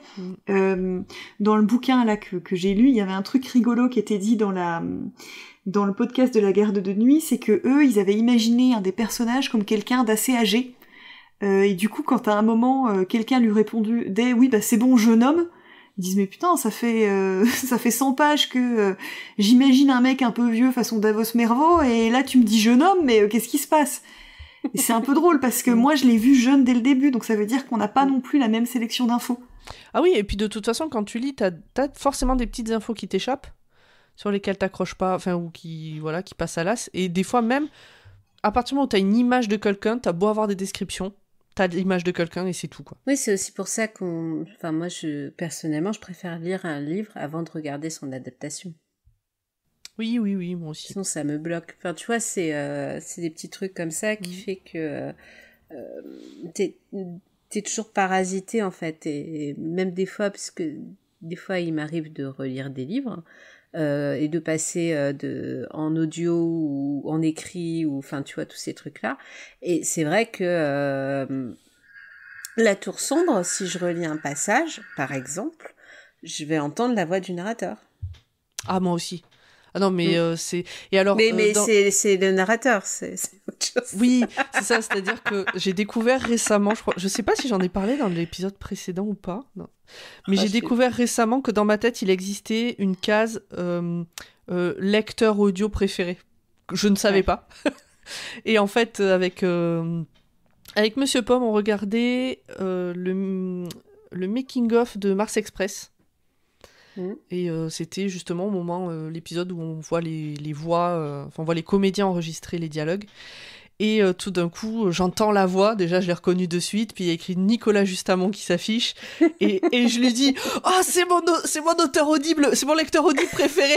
Et là, j'ai découvert que cette catégorie existait dans ma tête, je ne le savais pas. Ouais. Et c'est lui qui lit, du coup, la dernière partie de La Tour Sombre, puisque le premier lecteur est décédé, il a fait les tomes 1 à 5, et puis il est décédé, il n'a pas pu finir.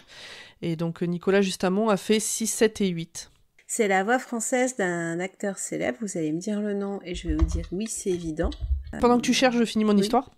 Vas-y. C'est Nicolas Justamont qui lit aussi Le Sorceleur.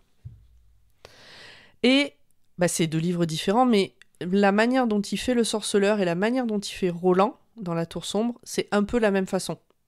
Et du coup, dans ma tête, quand je l'écoute, Roland et le sorceleur sont la même personne. Enfin, clairement, c'est... le Witcher se passe quelque part sur un des étages de la tour. C'est un... Je sais pas, c'est... Voilà, il y a quelque chose comme ça. Et c'est rigolo, mais ça matche pas mal. Franchement, ça matche pas mal. Enfin, le gars tout seul qui traverse la pampa pour résoudre des crimes, pour aller de mission en mission, machin, je trouve que ça colle bien à Roland. Et il fait aussi la voix du Bourbon Kid. C'est une saga que j'aime beaucoup. 10 tomes. Oh, tu nous fatigues. Ça suffit. C'est pas grand-chose. Robert De Niro. Robert De Niro. Bah ok. C'est la voix française de Robert De Niro. Donc j'avais dit qu'il s'appelait Eric quelque chose, en fait il s'appelle Jacques Frantz.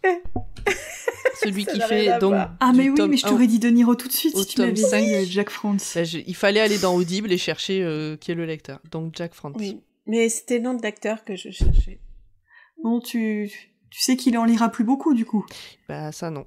Ah bah non. Mais par contre, c'est vrai que la voix française de De Niro sur Le Pistolero, ça match très bien. Roland. Oui, tu vois, par exemple, au lieu de dire Roland, il dit Roland tout le temps. Bon, on va arrêter de parler de Stephen King et de la Tour Sombre parce que c'est pas notre podcast. On est en train de faire... On marche sur les plates-bandes des copains, là. Voilà. Non, on parle pas de la Tour Sombre, on parle des lecteurs. Alors, il y a une petite remarque dans le chat sur un ancien sur un ancien club de lecture. C'est Marceline qui disait « Grâce au podcast, j'ai écouté Nous étions le sel de la mer sur Audible, compris dans l'abonnement et lu en version québécoise, puisqu'il semble qu'il y ait une version européanisée. Pour les personnes peu familières avec le français du Québec, ça reste très accessible. » C'est ça, et je tiens à dire qu'à cause de toi, Ogra, j'ai pleuré toutes les larmes de mon corps, tout le sel est parti. Parce que tu l'as lu aussi. Parce que je l'ai écouté, et ouais, et donc je suis remontée me coucher, la morvonnée, la totale, enfin bon, c'était magnifique. Monsieur Corré m'a dit, ça va, ouais, c'est bon, j'ai fini un livre. Oui, ça va. C'est bien les livres qui font pleurer, pour de bonnes raisons. Ouais, voilà, faut être au bon endroit, parce que par exemple, moi, là, mon Christian Signol, là, à un moment donné, j'avais un petit creux au boulot, pas au ventre, dans mon agenda. Je l'ai lu un peu, c'était pas le moment de le lire. J'étais là en train d'essayer de me retenir de pleurer, je pense que je devais avoir une tête de constipé. Incroyable. C'était vraiment pas le moment, j'arrêtais pas de pleurer, quoi. Du coup, je suis rentrée chez moi, vite, avant que Monsieur Pomme revienne, et pour finir cette partie-là... J'ai cru que c'était vite pour pleurer, tu vois, les larmes que t'avais depuis 14 heures. Non, pas à ce point, mais du coup, ouais, pour finir de lire en pleurant, parce que je savais que de toute façon, voilà... Et en parlant d'anciennes recos du club de lecture, je suis en train de lire justement Dès que sa bouche fut pleine. Voilà, je suis en train de refaire les... Je verrai plus la salade verte comme avant. Je te l'avais dit. Et la ratatouille? T'as eu la ratatouille déjà ou pas? Pas encore la ratatouille, mais je suis en train de réaliser, tu sais, j'envoie très régulièrement à des potes des photos de ce que je fais à manger. En gros, je suis en train d'envoyer des nudes à des gens qui n'en voulaient pas. Alors, pour ceux qui comprennent pas la vanne, voilà. Je vous conseille d'aller écouter le tout premier club de lecture. Oui. Lily avait lu Dès que sa bouche fut pleine. Dès que sa bouche fut pleine de Juliette Horry, qui inverse les... Le sexe et la bouffe. Le sexe et la bouffe, oui, comme ça. Donc, c'est très particulier. L'exercice de style est très bien fait. Mais du coup, oui, moi, quand Monsieur Corré n'est pas là, je me fais une petite salade verte devant un épisode favori. Et là, je suis en train de me dire... Et on m'a demandé très récemment, tu fais quoi à manger? Envoie-moi la recette. Et j'ai fait non, pas cette semaine. Je peux plus, c'est fini. J'ai fait, je suis en couple, je peux pas. Voilà. Donc j'ai demandé à Monsieur Corré d'envoyer la recette à cet ami. Est-ce qu'on passe vraiment par une partie Corée?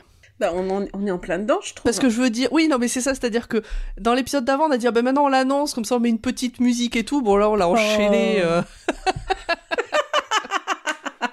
Alors, tu sais quoi? Je vais mettre là une petite musique pendant le montage. Vas-y.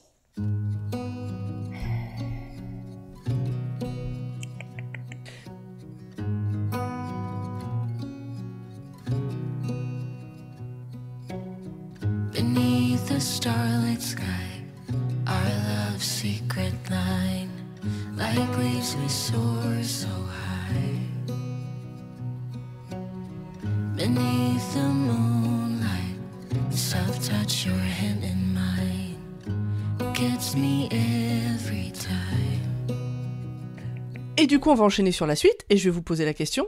Est-ce que vous aviez autre chose en tête que vous auriez pu lire pour cet épisode? D'autres, c'est pas obligatoirement du même auteur, hein, ça peut être... Ouais, je t'avoue que mon esprit est très très occupé par le club de lecture du mois prochain. Très bien. Comme toi. Pas pour les mêmes raisons. Pas pour les mêmes raisons. Bon, du coup, pour cet épisode-là, tu savais ce que t'allais lire, il n'y a pas eu de suspense pour toi. Ce matin. Non, mais là, l'épisode-là qu'on est en train d'enregistrer. Ah oui, là, clairement... Tu l'as pas lu ce matin? Non, bah en fait, quand t'as énoncé le thème, il y avait le livre qui m'attendait là, enfin, tu vois, donc, tu savais. Je et savais. toi, Il m'a fait un clin d'œil. Et toi, Ogra, est-ce que t'as d'autres choses en tête que t'aurais pu lire pour ce soir qui rentraient dans le J'aurais thème? pu lire du Estelle Faye parce que j'ai pas tout lu, mais j'en avais déjà lu un. J'aurais pu lire du King et j'ai bien fait de pas le faire. Bon, Tu t'aurais vois, pu, hein. j'ai quelques auteurs que j'aime vraiment beaucoup et dont j'achète les ouvrages régulièrement. Ouais, j'en ai 4-5 qui me font toujours de l'œil et je sais que ça tournera toujours entre ceux-là, quoi. Ok. Et toi, Lisa? Moi, j'ai eu beaucoup de mal à trouver. J'ai trouvé la semaine dernière, quoi. Ouais, donc t'en avais pas un autre en tête. Non, puis j'ai pas le sentiment d'avoir d'auteur favori, en fait. Souvent, quand il y a je lis par hasard un bouquin, enfin par hasard, c'est ma façon de parler, mais souvent après, je vais aller lire les autres bouquins de l'auteur, et puis j'ai passé toute une année avec Raymond Fest, comme ça. Parce que c'était cool, et puis vas-y, qu'est-ce qu'il a écrit d'autre? Sympa, alors tout n'est pas égal, tout, etc. Mais moi, je lis souvent tout quand ça me plaît. Ok. Bon, bah très bien. On va peut-être passer au tirage au sort, du coup. Vu les difficultés pour trouver quoi lire de Pomme pour le prochain club de lecture, on a la preuve qu'elle ne le truque pas. On rappelle, le thème du mois prochain, c'est Epic Fantasy.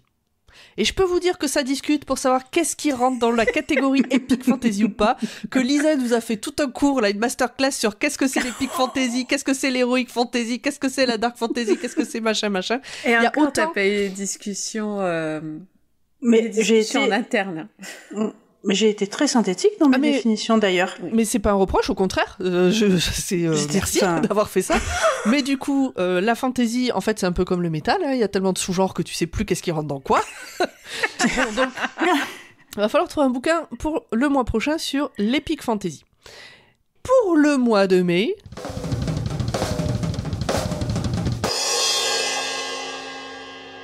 nous allons lire un thème que j'ai proposé, tirage au sort, promis, au hasard. Et le thème, c'est bleu. La couleur bleue. D'accord. Et je n'ai mis aucune précision. Débrouillez-vous D'accord, avec ça. c'est pour ça. D'accord. On t'aime fort, Pomme. Hello, c'est la Pomme qui fait le montage de cet épisode. Alors en fait, pour des raisons purement d'organisation, on a dû échanger. Donc on fera le thème bleu pour le club de lecture du mois d'avril et le thème Epic Fantasy, sur lequel on n'a toujours pas de définition tout à fait carrée, pour le club de lecture du mois de mai. Donc prochain club de lecture qui sera enregistré mi-mars en direct sur le Discord de Podcut. Vous pouvez venir pour y assister, discuter dans le chat. Ce sera sur le thème bleu, et puis je rends la parole au nous du passé. Et vous inquiétez pas, l'épisode est bientôt fini. Je sais qu'il a déjà duré assez longtemps. Laissez-vous inspirer par bleu. Moi, je sais déjà ce que je vais lire. J'ai mis ce thème en pensant à quelque chose que j'ai dans ma Je bibliothèque. sais et que j'ai pas déjà lu ce que je depuis vais lire longtemps. aussi. Voilà. Peut-être qu'on s'en parlera les uns les autres. Après, Oui. c'est pas grave si on a lu la même chose au final. Est-ce que tu pourras m'écrire la définition du mot bleu? C'est une couleur. Voilà. Donc toi, Ogra, tu sais déjà, moi je sais déjà. Corée, pour une fois, n'a pas d'idée, j'ai l'impression. Non.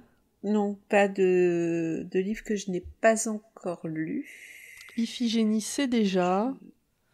Moi j'ai l'impression qu'on est trop à savoir. Iphigénie dans le chat. On est trop à savoir déjà. Du coup, je pense, Ouais. j'ai peur qu'on lise la même chose. Et toi, Lisa, ça te parle ce thème? T'as un truc qui te vient en Alors, tête ou la pas? seule chose qui me vient en tête comme ça, c'est L'œil le plus bleu. Sauf que c'est typiquement le genre de livre que j'ai pas envie de lire. Ok, bah très bien. Bah le lis pas. D'accord. Surtout, faut que ça reste un plaisir. Sachant Voilà, qu'on donc, avait dit que ça peut être la couverture qui peut nous faire penser à ça, etc., etc. Moi, Voilà. le thème c'est bleu. Débrouillez-vous. Ouais, mais il Mais- me reste encore quelques tomes pour le thème de la prochaine fois, donc ça veut dire que je suis large. Ah Je ouais, suis alors large. pour l'Epic Fantasy, si c'est un truc en 10 tomes, t'es pas obligé d'avoir lu les 10 tomes. Hein, Hein, ça suffit. Mais je suis large, t'inquiète. Ok, très bien. Oui, Ça va ça passer. va se lire tout seul, ce que tu vas lire. C'est ça, je suis dans le 2 déjà, là. J'ai mangé le premier. Bon, bah écoutez, je vous propose qu'on se quitte ici. On a fait le tour, on a tout dit, on a tout fait. Bah écoute, oui. Moi, je vous propose juste vite fait, chacune, on redit le titre et l'auteur de ce dont on a parlé. Et si c'est reco ou pas. Allez, hop. Titre, auteur, reco par reco. Au gras. Eh ben, c'était Emils de Emmanuel Chastelière et c'était une reco. Corée. C'était Gwendy et la boîte à boutons de Stephen King et c'est une reco. Lisa. Les dieux eux-mêmes d'Isaac Asimov et c'est une reco.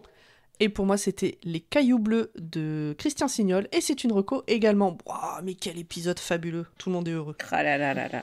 On se quitte en se disant que Choix-Pitre est un podcast du label Podcut, que le label comporte bien d'autres podcasts de tout genre, de toutes sortes et de tout sujet, que 4 nouveaux podcasts nous ont rejoints récemment, donc venez les découvrir.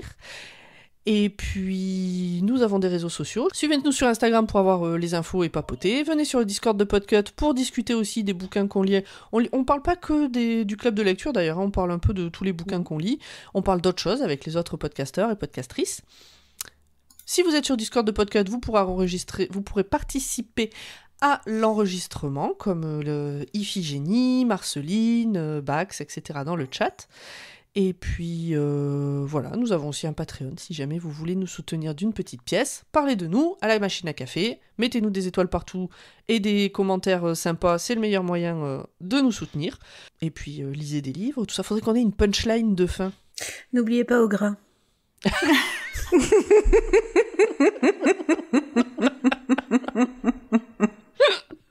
On la garde. Des bisous. Et dans un mois. Salut. Salut. Salut.